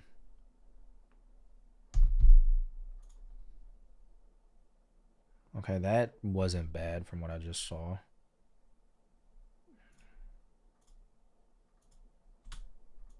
I think I want this to go back a little bit more, maybe.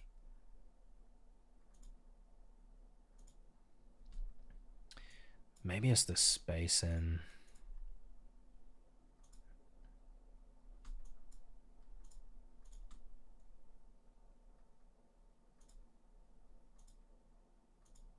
I think this is affecting it too, because these...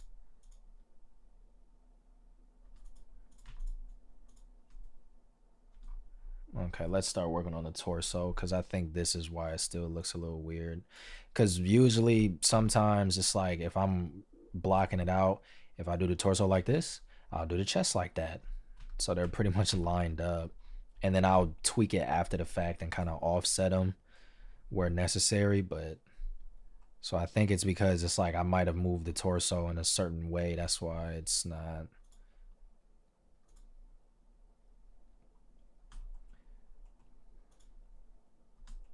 Let me slow down here. I'm trying to go too quick for my own good. So she's going up, up, going down. She's going down. Going down even more. Let me open this back up. Z location. Ah, that's right, because that's the wind up.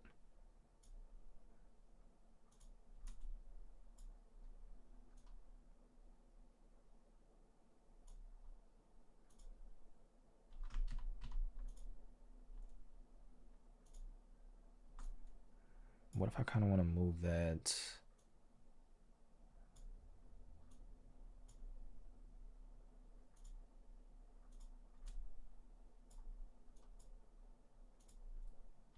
I'm just seeing something.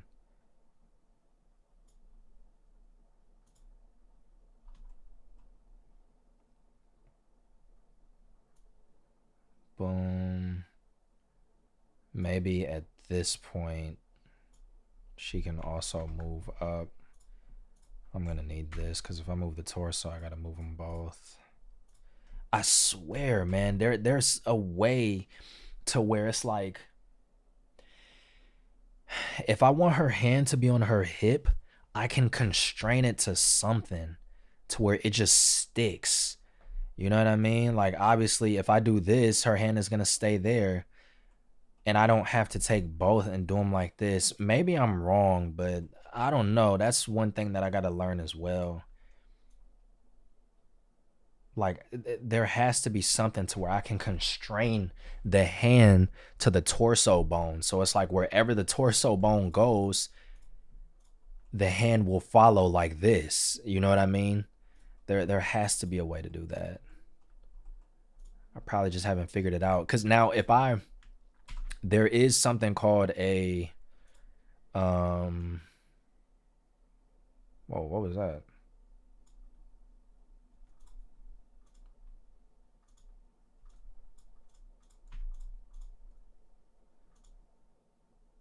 There is something called a child of constraint whenever you want like a character to hold something. So my thought originally was like, okay, if I want the hand to be a child of the torso, you go here, you go into constraints, and then you go to child of, the target is the armature, but you can't do that. You can't take an armature and then have an armature be the child of its own armature. It doesn't work like that for some reason. So then it's like, okay, well, let me make an empty then, and it could just follow the empty. This is an empty, just an empty object. It's just used for like extra stuff. So then it's like, okay, we'll just use the empty, set the inverse, but then if I take the empty moves everything, not the hand specifically. And I guess that makes sense, I guess, because I just made a child of constraint of the entire armature. Still, I'm gonna revert it just to be safe. Still, I don't know. There has to be a way. Cause like, what if you want a character to touch their face and their face is moving like this? I can't keep moving. I don't know. Maybe I am doing it the right and only way. I don't know. Maybe I just need to get better at it. Cause remember Baba in the last one, her hand like this. Watching it back, if you look closely enough, her hand kind of comes like this. It kind of disconnects. I didn't do a very good job of keeping them connected. But if I can constrain them together, so no matter what, it's like this, it wouldn't have been no problem. Whatever. I'm gonna be stopping soon in the next 20 minutes or so, because the game is about to come on. I don't even remember what I was doing. I was messing with this actually. I was having her go up. I think I want this to happen sooner. On a Z location.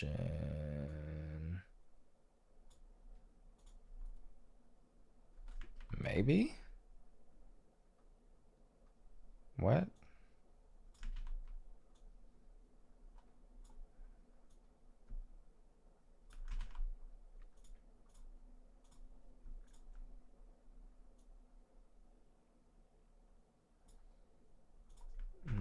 Whoops, let's see how that looks.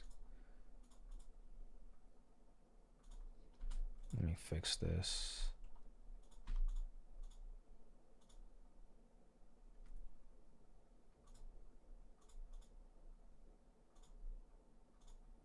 Nah, that's too fast, too soon.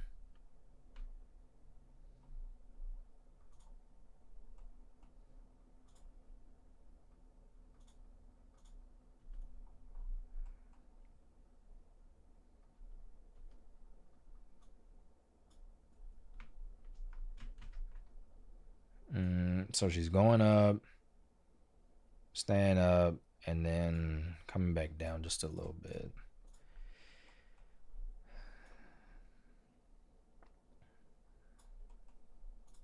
This is one of those moments where it's like, I'll be back. I'm gonna go silent and try and lock this part in, but I think I'm all right. I think I'll be all right to do this while talking.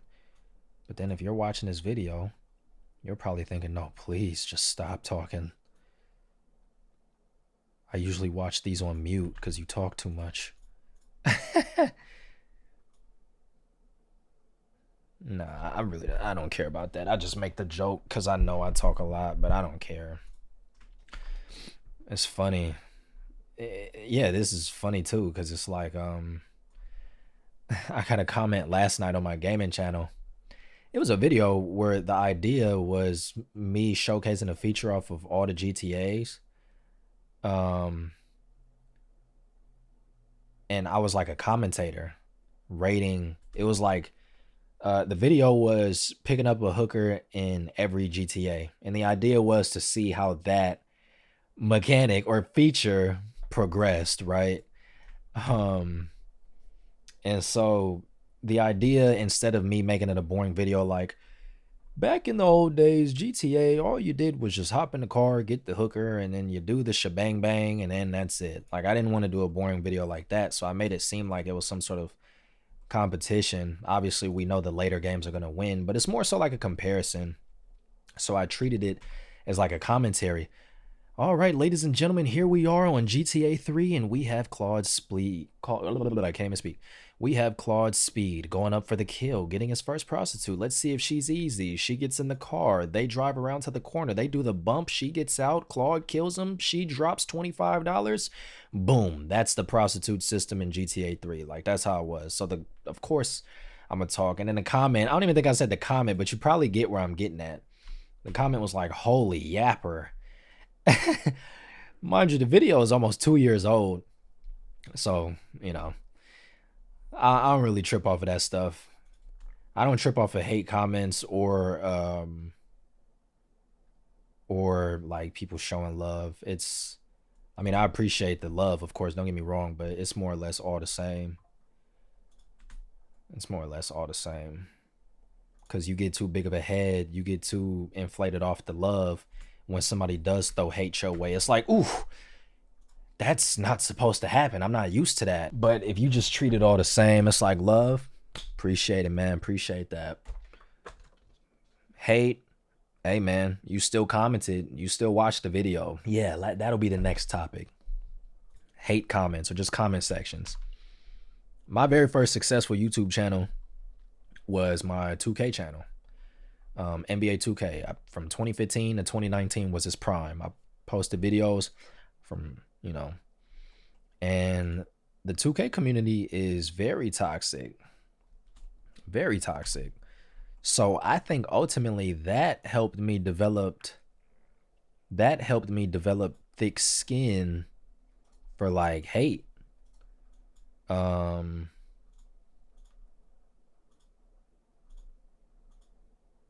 Sorry, I'm looking at this when she drops. It looks weird, but I think that's just the creases in her clothes, how it was modeled. So that helped me develop thick skin, because I was young, still like finding my style when it came to content creation. And I'm posting videos for a very toxic community. My fan base was cool though, my supporters. But if a video pops off on the algorithm, you're gonna have people that's never seen you before. So they just, as far as they don't care nothing about you. All they care is that whatever you're saying better be the truth. It better be facts. It better be facts, or it better make sense. Otherwise, we're hating. I feel like it wasn't as bad back then as it is now, because it, as time goes on, things get worse, but it was still bad back then too. Okay, I'm starting to slowly see this coming to life. Hold on, let's take a look at this.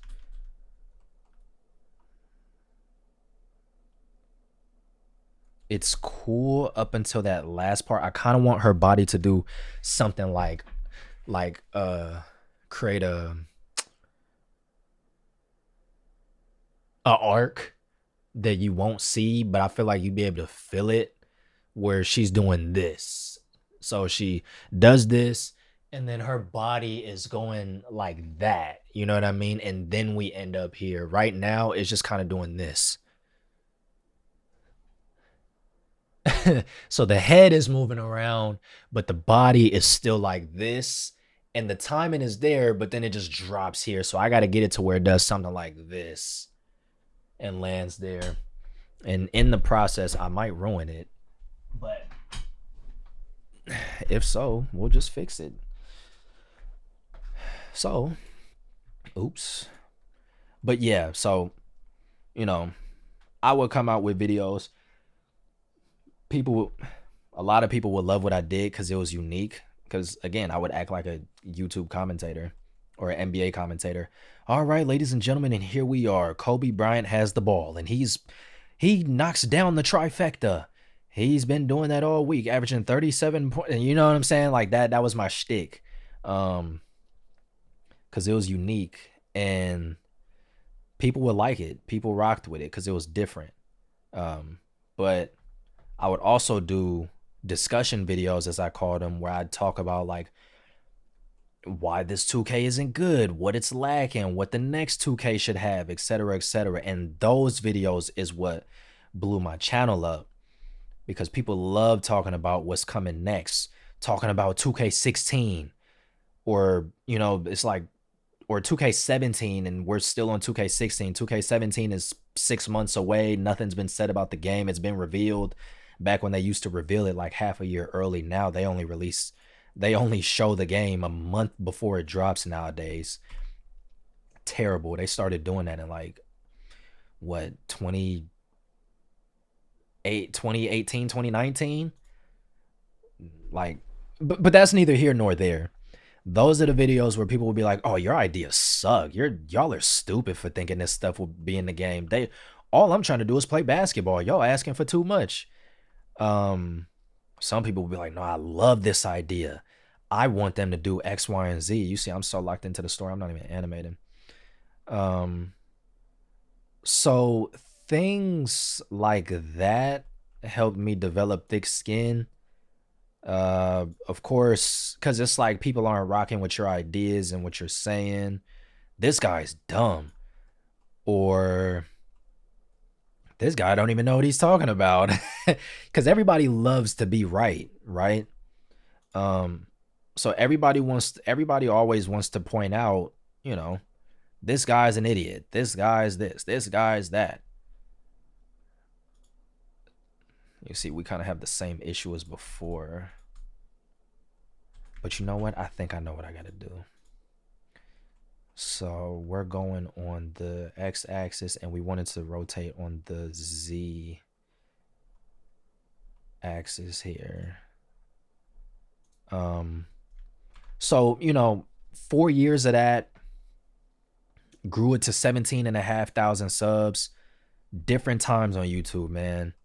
The same, if I tried to go back and post the same content now that worked for me 10 years ago, it wouldn't work, because I've tried it. I've tried to come back to that channel, but I think the last attempt I took was in 2023, and I was doing stuff that blew my channel up in the first place. And yes, you have to evolve, but I also got really good at editing videos by this point. Didn't get picked up by the algorithm, and there's so many more factors that fall into it. But hold on, let's see something.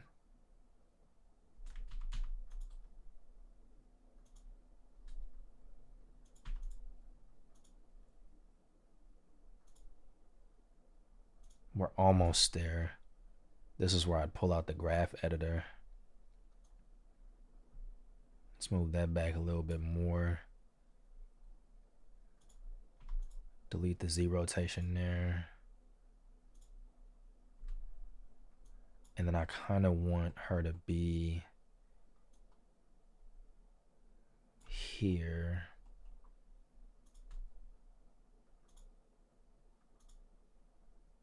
Okay, I think we got it. If you look at it from this angle, it's like it's there. It just still comes off a bit stiff. Because from the camera view, if we look at it, it looks stiff.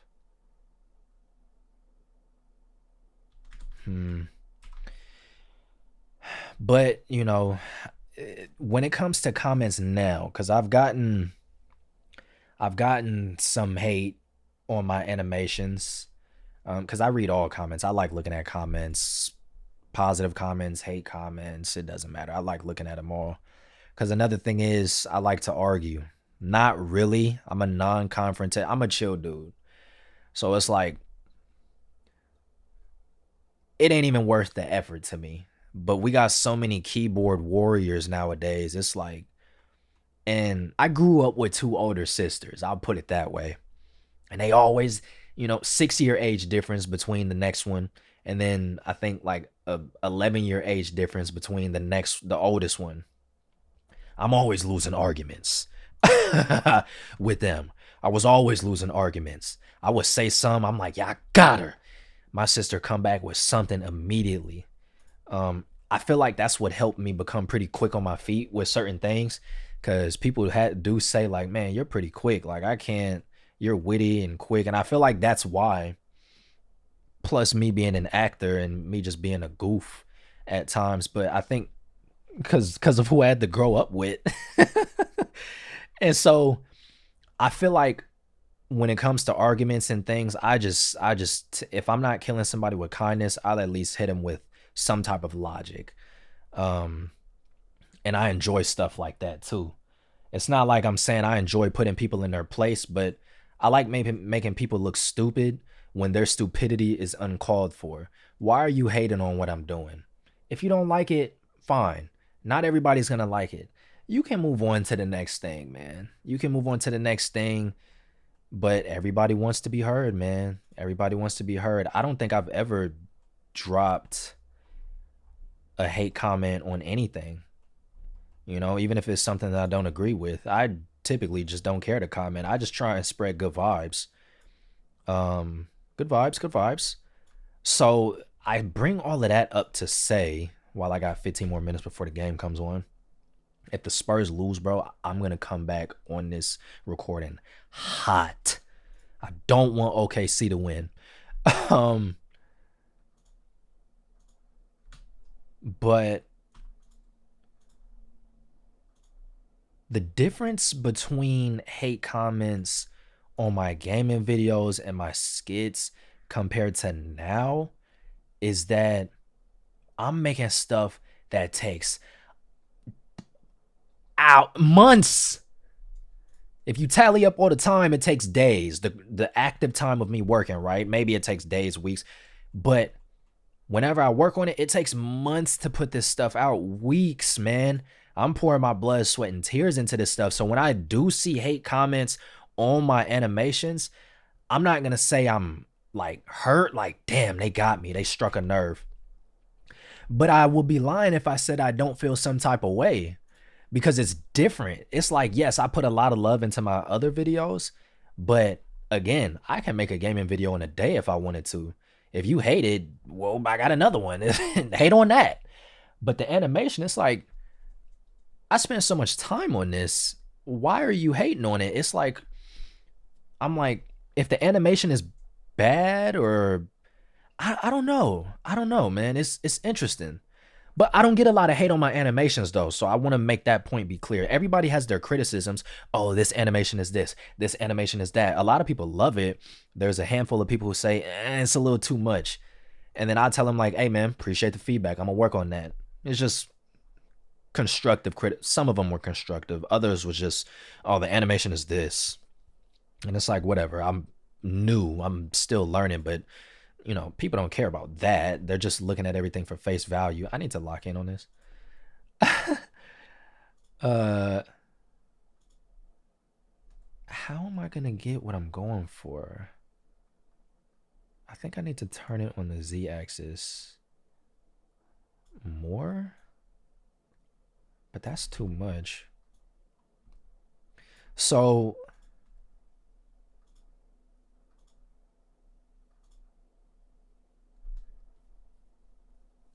is this as good as it gets, man? So it's funny because on actually my first big animation on the channel, Goku Versus, right? Goku versus Pokemon Trainer Red. That video got 200 views to start, right? Back when I had 500 subs. This was back in October of last year. Nobody commented on it really. A few people did. My boy John did. Shout out him. But like, it got swept under the algorithm, right? Didn't matter. I was extremely proud of it because I did it. That was my first big project. If you look at my animations before that, they were pretty, you can see the quality jump, so you'd understand why I was proud of it. Still am. And then it wasn't until I dropped the it was the Christmas special, I think. Or it was the Birds and the Z's. I don't remember. I want to say it was the Birds and the Z's animation, you know, because that's when the algorithm starts pushing out all your old videos. Somebody comes on the video and they say like, oh, I wanted to like this, but Goku would never act like that. This is garbage, trash. And, you know, I saw that. I'm not really thinking much of it, but me being me, I'm going to respond because I respond to every comment, whether it's love or hate. I'm gonna respond to it because again, I try and kill people with logic. So I just told him, I'm like, you do know this is a parody, right? And I think some time goes by. Yeah, this was around the Christmas special because the person never responded. And shout out to you if you're watching this video. The person that dropped the hate comment, but I doubt it. But you've crafted a story for me. You've allowed me to craft a story. So then somebody else, once I dropped the birds and the Z's and my channel was getting pushed again, somebody sees it and they back me up. You do, they hit him with, they said, they was like, you do understand that this is a parody version of Goku, the same way Team 4 Star has their own version of Goku, etc., etc. And I'm like, cool, somebody gets it, because my version of Goku is like, he's kind of a ditz, and he's kind of a jerk. But overall, at his core, he's still Goku, but he's somewhat of an asshole. Because I think that's kind of funny. It's not really in character of Goku, but who cares? It's a parody. I'm not gonna make my Goku a idiot all the time. Oh, I want to fight. You know, so he said that, and then that's when the person, I guess they saw it, so they came back. You do know, I don't even remember what they said. They was like, you do know. I don't even remember what they said, but they just stood 10 toes down. So I respect them for that because they was standing 10 toes down on what they said. They was not reneging on what they initially said. Is reneging even a word? It's probably the wrong context to use it, but they was standing on what they said. They responded to his comment, they responded to mine, and then I think I said something else. I was like, I don't even remember what I said, but I was like, man, I don't even remember. But it was funny because, oh, I think I know the rotation that I'm missing. I should probably turn, no.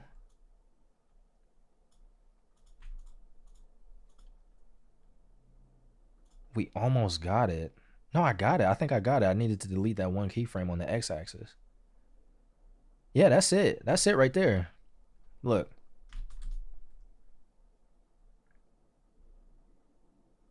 It's just a little slow.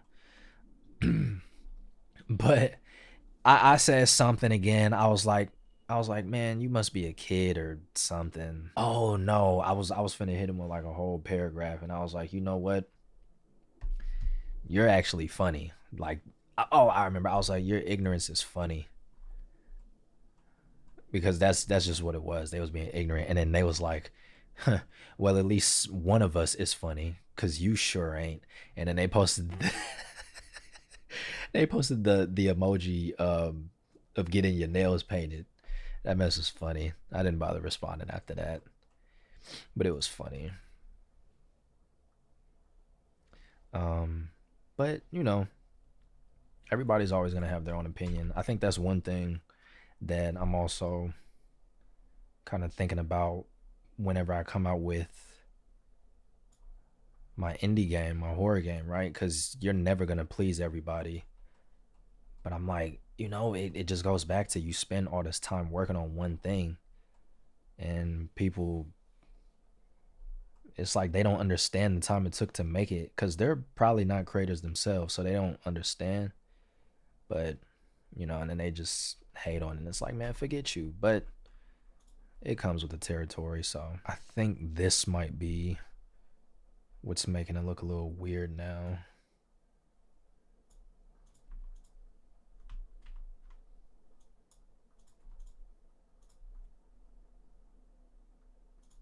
It's almost there. Not quite.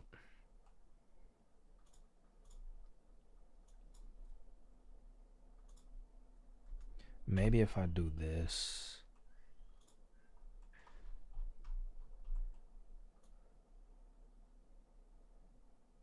Maybe if I bring these up.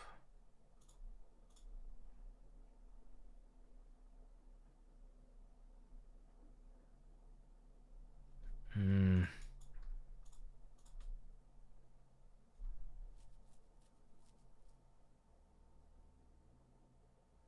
It still seems mechanical, like she's going from point A to point B to point C.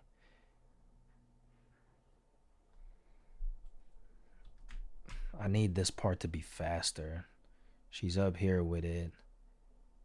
I need the drop down to be fast. We got to move all of this forward. Let's see what that looks like.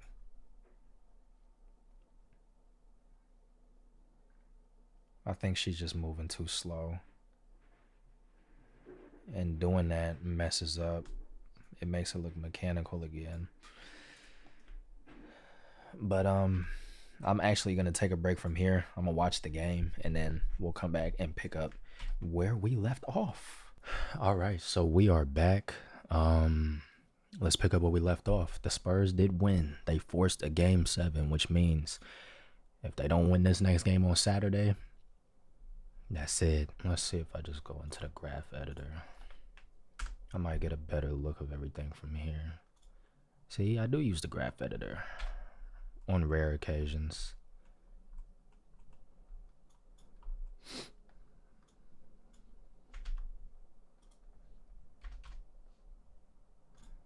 I know that's wrong.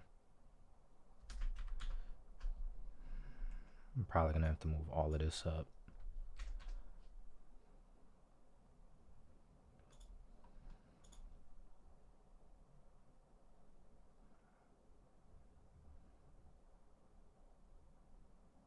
I'm not mad at that, but I want that settle to come in a little bit faster. I'll save that.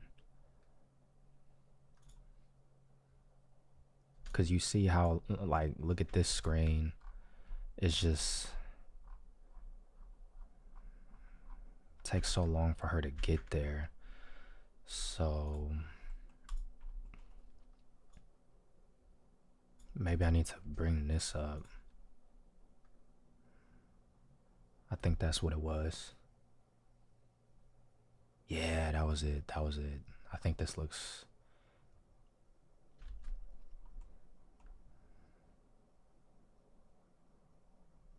And then I'm gonna just add a little bit of overshoot.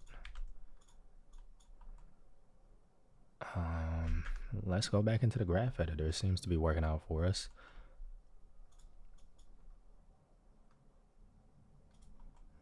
I want this going up.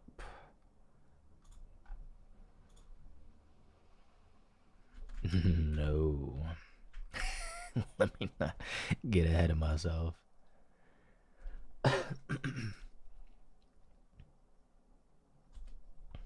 I think what I want to do though is go forward a little bit and then to the side.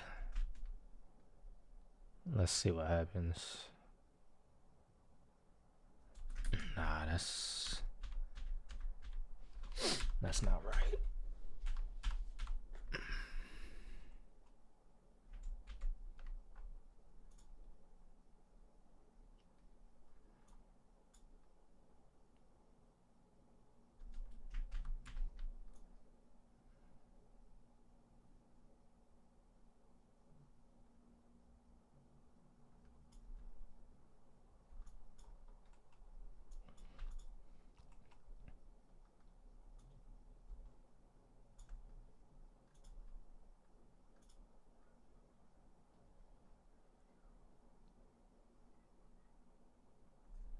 I think I got it there.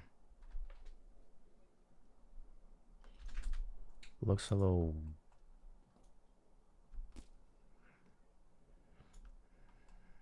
Let's see.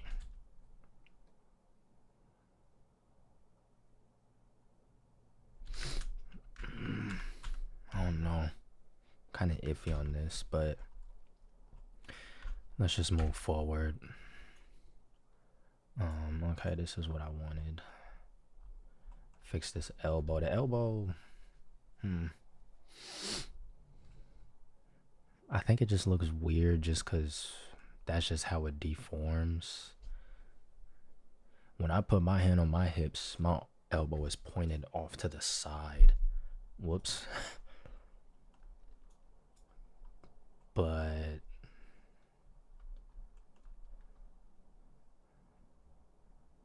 kind of looks better when it's back there because I think that's where it's supposed to be. It's not supposed to be. I mean, it can look like that, but yeah, I think with the way her body is, it will look better if we put that towards the back. Let's try it. Let's delete all of this and see how that looks.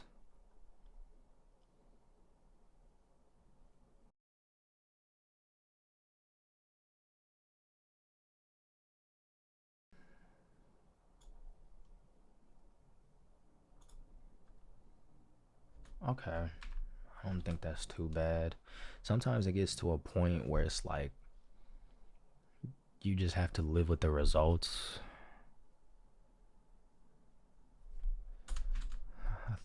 But I'm just tweaking stuff now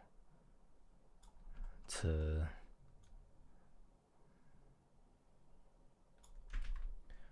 should I move this here?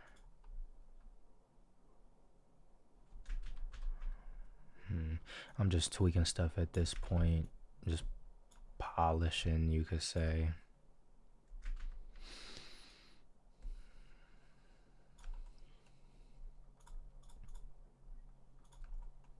Same stuff that I was doing earlier, nothing crazy. I'm just doing what I know. Add a little bit of moving hold there at the end. Just when I feel like, okay, I think I got it, I look at it again and I'm like, nah. But let's do this. I'm gonna offset these by 1. Whoops.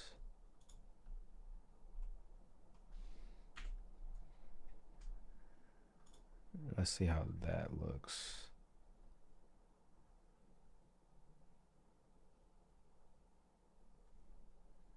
Okay, I'm gonna offset them by 1 going the other way just to get a feel.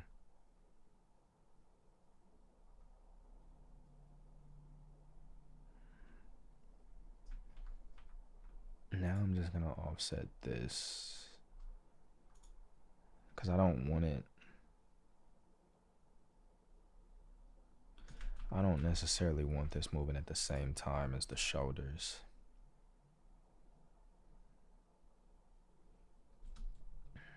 Because when everything moves together in unison, it makes it seem robotic. I think I'll keep that there.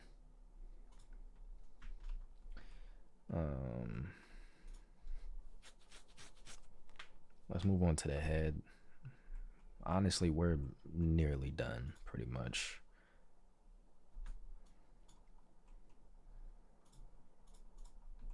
We're nearly done.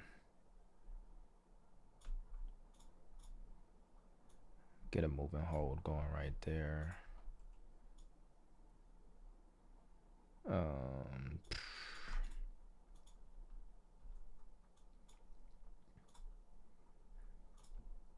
Let me solo these and then I'm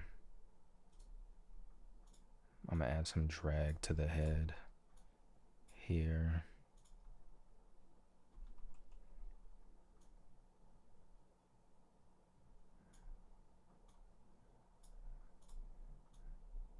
Something like that, and then I want to see how that looks. Yeah, I like that. Duplicate this, give it a move and hold. Wait, let me see.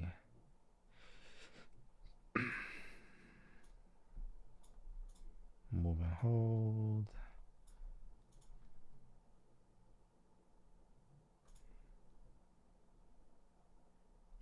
That looks bad. I'm not even gonna lie. Just all of it. Jeez.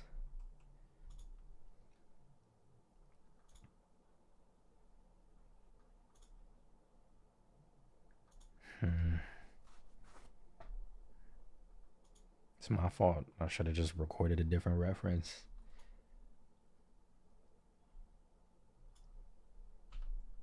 We'll figure it out though. We always do.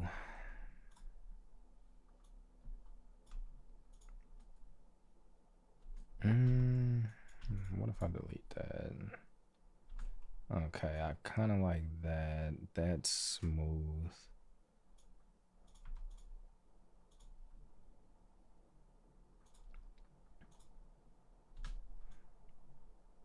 I want to drop this down. I just don't want her face to deform. Should be alright though. And then we'll add another move and hold there. And see how that looks.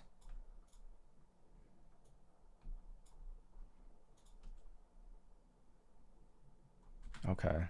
I think the head movement is looking good. Slight delay, drag after the body. So then what I like to do next, I typically like to offset the head by 1 frame from the neck, and it makes everything move a little bit smoother. Very subtle, but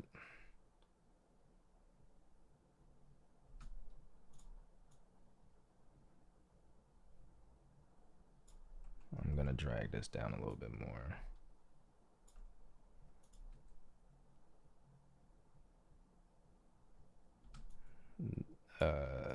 This too.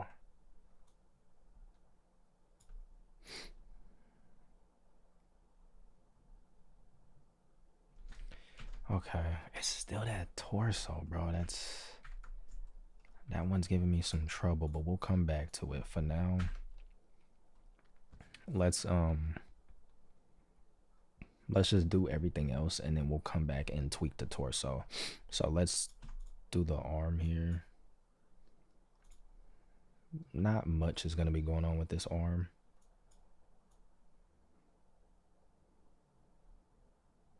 I might just move it a little bit so it's not completely stagnant.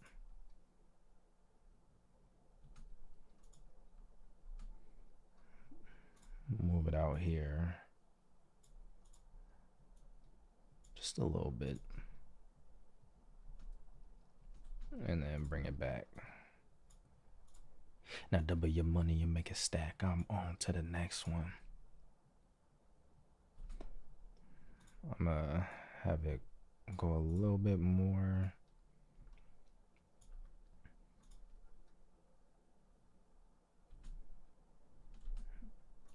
And then pull it away from the body.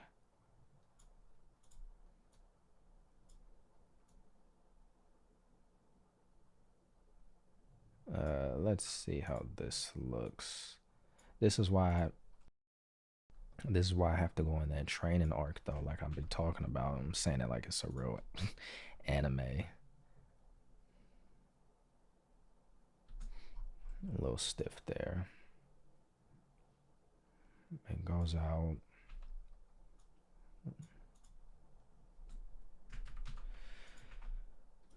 Let's have like a little bit more here. And then let's push this keyframe out and see.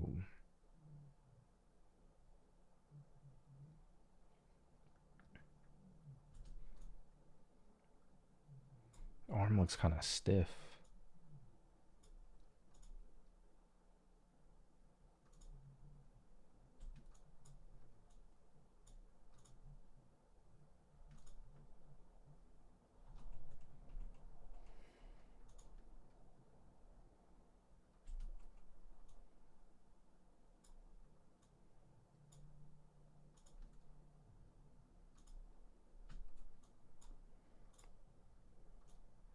But I need to go in this training arc because I just feel like if I really, I don't know, man. I don't know why I'm going on this training arc. Nah, let me offset that. It's just that, like, I feel like something as simple as this, I shouldn't be struggling to figure out what to do in order to fix this robotic move. There should be a better curve there.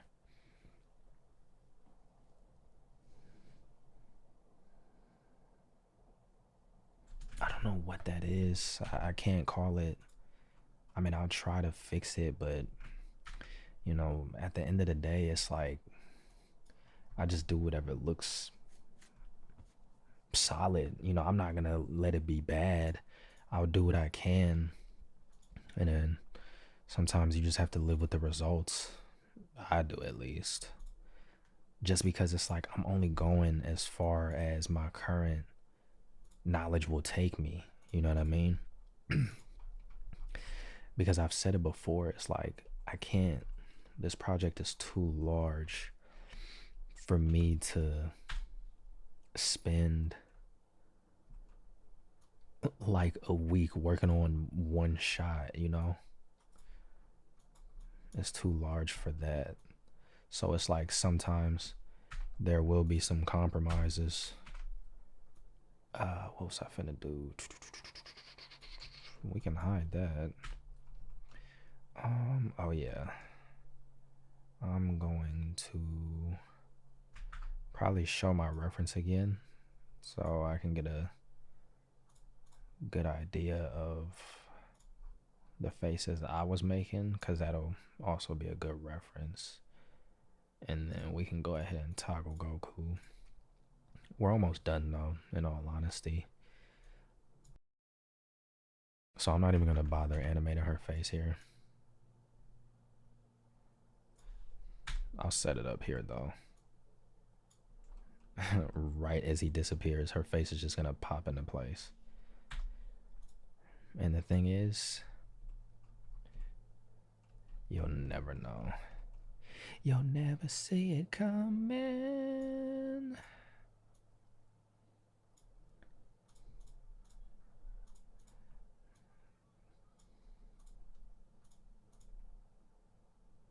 This is one of my favorite parts to do, because I feel like this is when the personality starts to show. Bro, when I was editing the last video,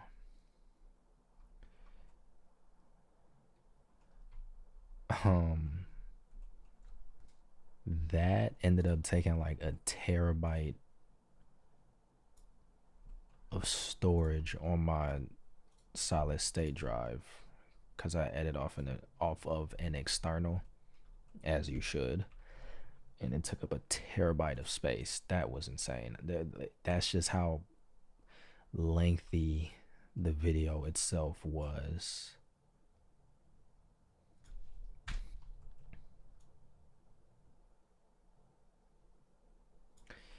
Okay, we're gonna do another one here.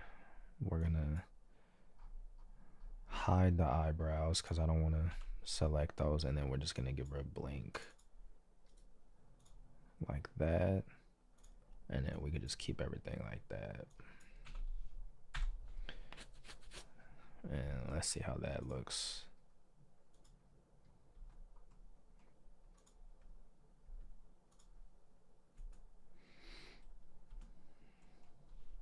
Kind of reminds you of that one girl from Chick-fil-A who made that that face. That one white girl. I don't remember what the meme was, but she made that goofy face. I don't know if she was a real Chick-fil-A worker or not, because she be popping up on my TikTok. Turns out she's actually an actor. So I don't know if that was like her like break in terms of social media that finally pushed her, because that thing went mega viral. But whenever I go on her profile, whenever she does pop up, or when I would go on her profile to see like, is this her? If I'm not mistaken, she has like 1 million followers or so. Reminds me a little bit of now that I think about it, Lisa Koshy, I think was her name. She was like real popular on Vine. Light-skinned girl, really very theater kid type of personality. Because she was also an actress. Look at my eyes. I never knew I could do that. I'm not gonna lie. As a kid, I always wanted to do that. That's crazy. I was never able to do that, but I did it there unintentionally. But then again, intentionally, because I rolled my eyes. I'm trying to figure out how I want to do her eyebrows here. Maybe just bring them down like this. I don't know. Once I start animating the eyeballs themselves, then everything will start coming together. Turn off these tweak bones. And then same thing here. Unfortunately, when the eyes are UV maps, you cannot, they don't react in solid view, so I have to go into material preview mode. Now we want her looking at Goku, because right now, let's just start there and then we'll tweak it. So let's move Goku out the way. Yep, see, now she's doing what I was doing. But I just wanted to get her eyes. Oh my goodness.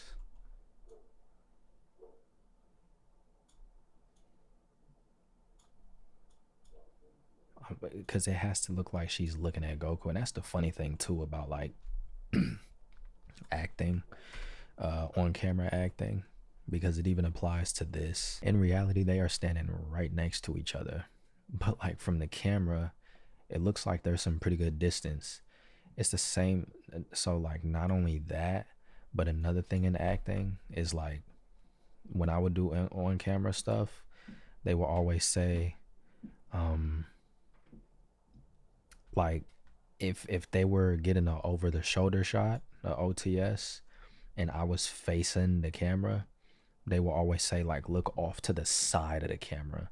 Don't even look exactly at the person you're speaking to, because then it's gonna look like you're looking at the camera. I shouldn't have done that. I don't really need to see the reference, but I don't know. I'm weird.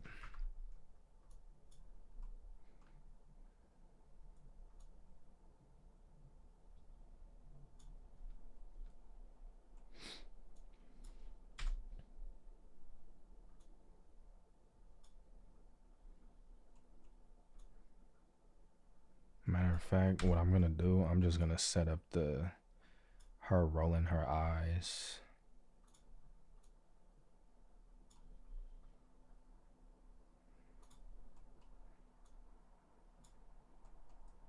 Okay, that's all I needed. I can pretty much go about it on my own from here. Okay. So now what I'm gonna do is add some eye darts.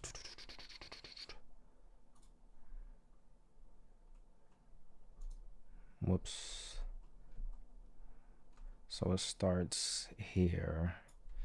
Let's add some eye darts. Why not let it fly?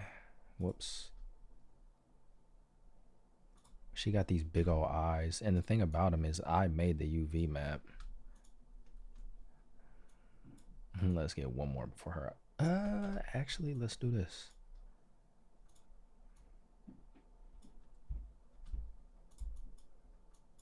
Just so we get it. So we can see the little eye dart there. And then we'll add another one. But yeah, so honestly, the way the game does the irises and the pupils, they're actually meshes.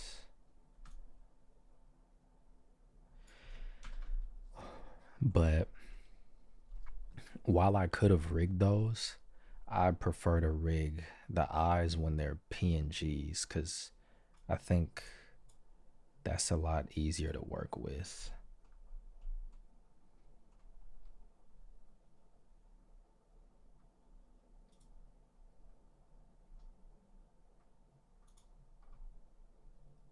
I'm gonna do this.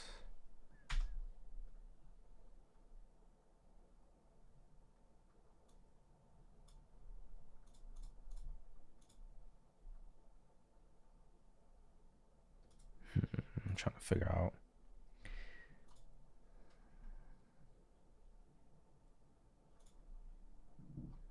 Hmm.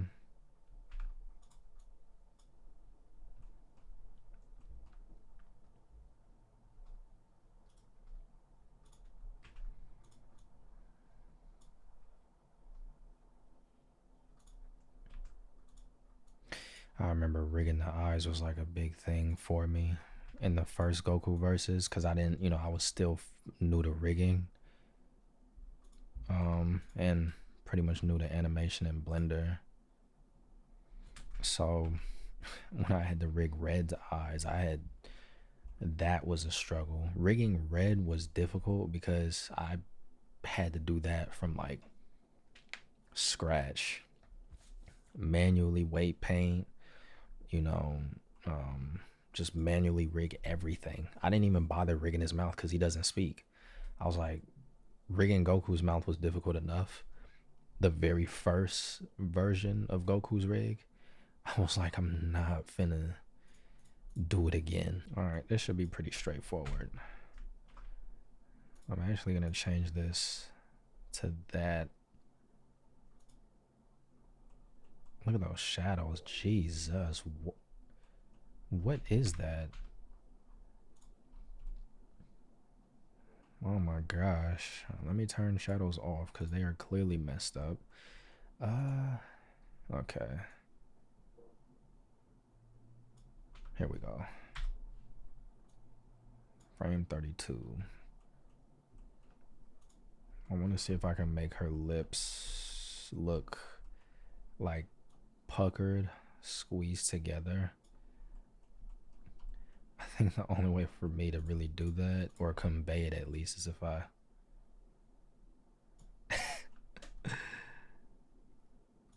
I don't know.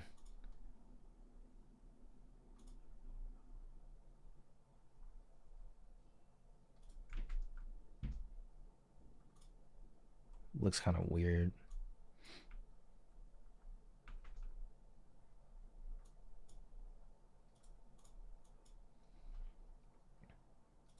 Maybe I'm just in over my head for this animation. I don't know, man. Okay, forget the lips. That's good enough. I ain't got to do the extras. This is going to be an interesting one because I've never really done facial expressions like this before. Like a scoff, I guess is what you would call it. I don't know. I think I have an idea. I mean, it's no need to overthink it, right? Definitely don't want to do that though.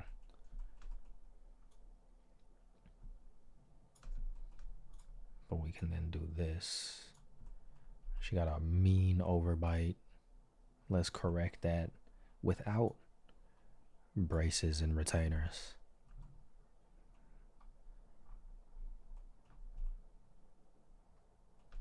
Look at how I did it. Let's see. We'll just play around with some of these shapes and see if we can form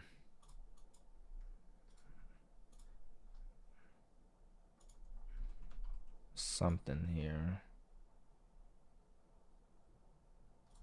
Honestly, it might just be as simple as that. Just symmetrize it. Yeah, no need to overthink it, literally.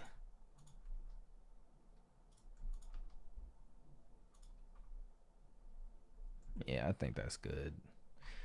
I'm thinking I could probably raise the yeah, maybe something like that. I don't know. Now it looks like she's in pain. I kind of like it.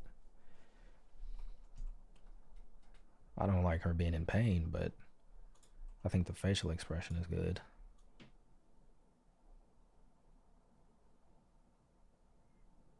We're gonna see.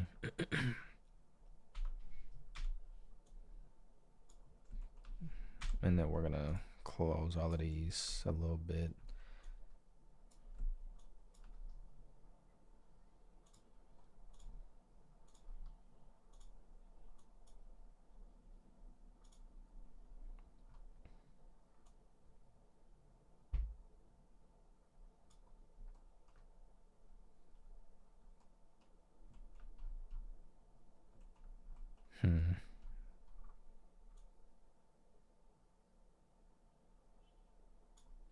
I'm gonna just close her mouth back.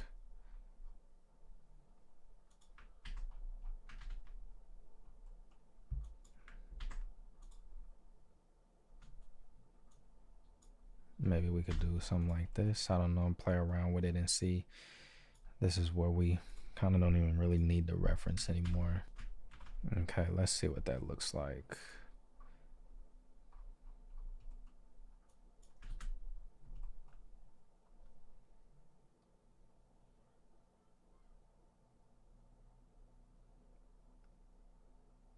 The way her face changes is funny.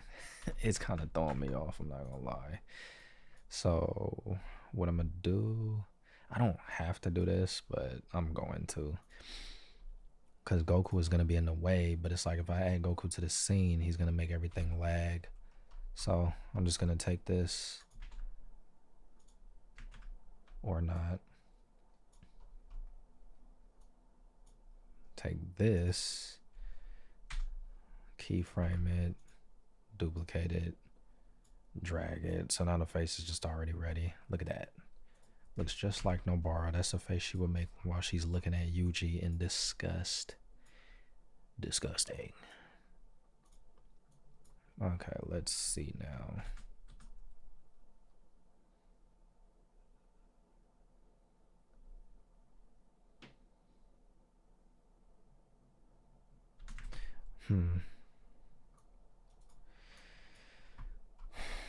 Just small tweaks. Small tweaks. Very minor. We still have to fix the way she's like leaning back. Oh, my camera's finna. You can't really tell her mouth is open here. Let's see what that looks like.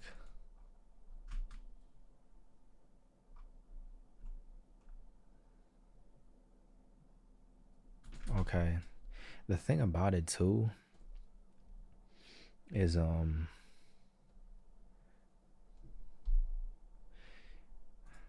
thing about it is the animation looks fine. It's just, you guessed it,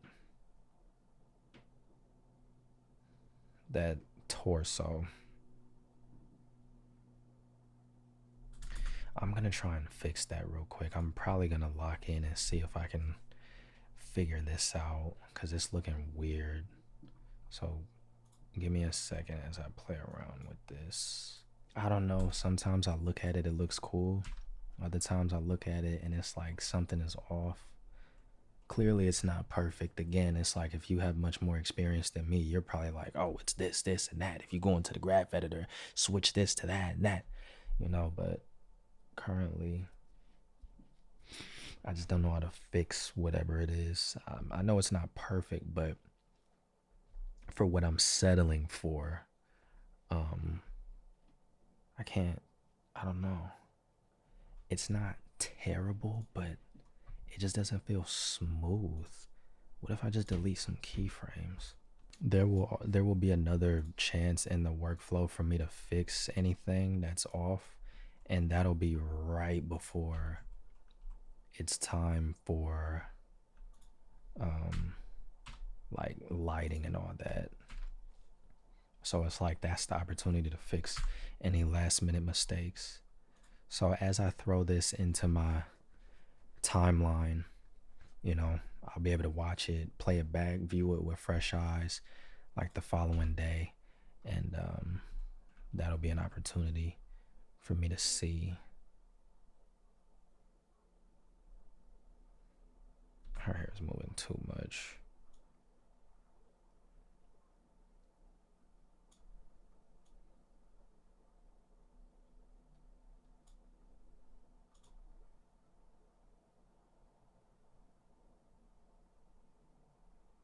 That's good. It don't gotta be nothing crazy.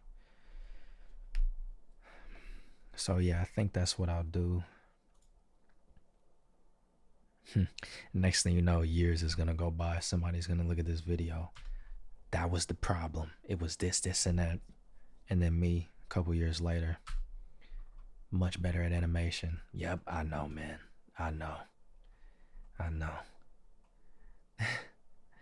All right, let's make a play blast and see how this looks.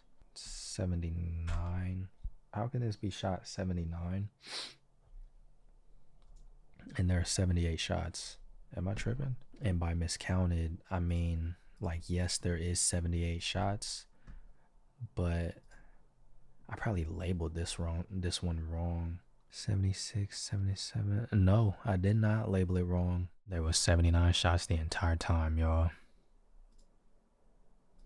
Mind you, there's actually more shots than 79 because there's the last scene with Toa. I just haven't accounted for that yet. Damn.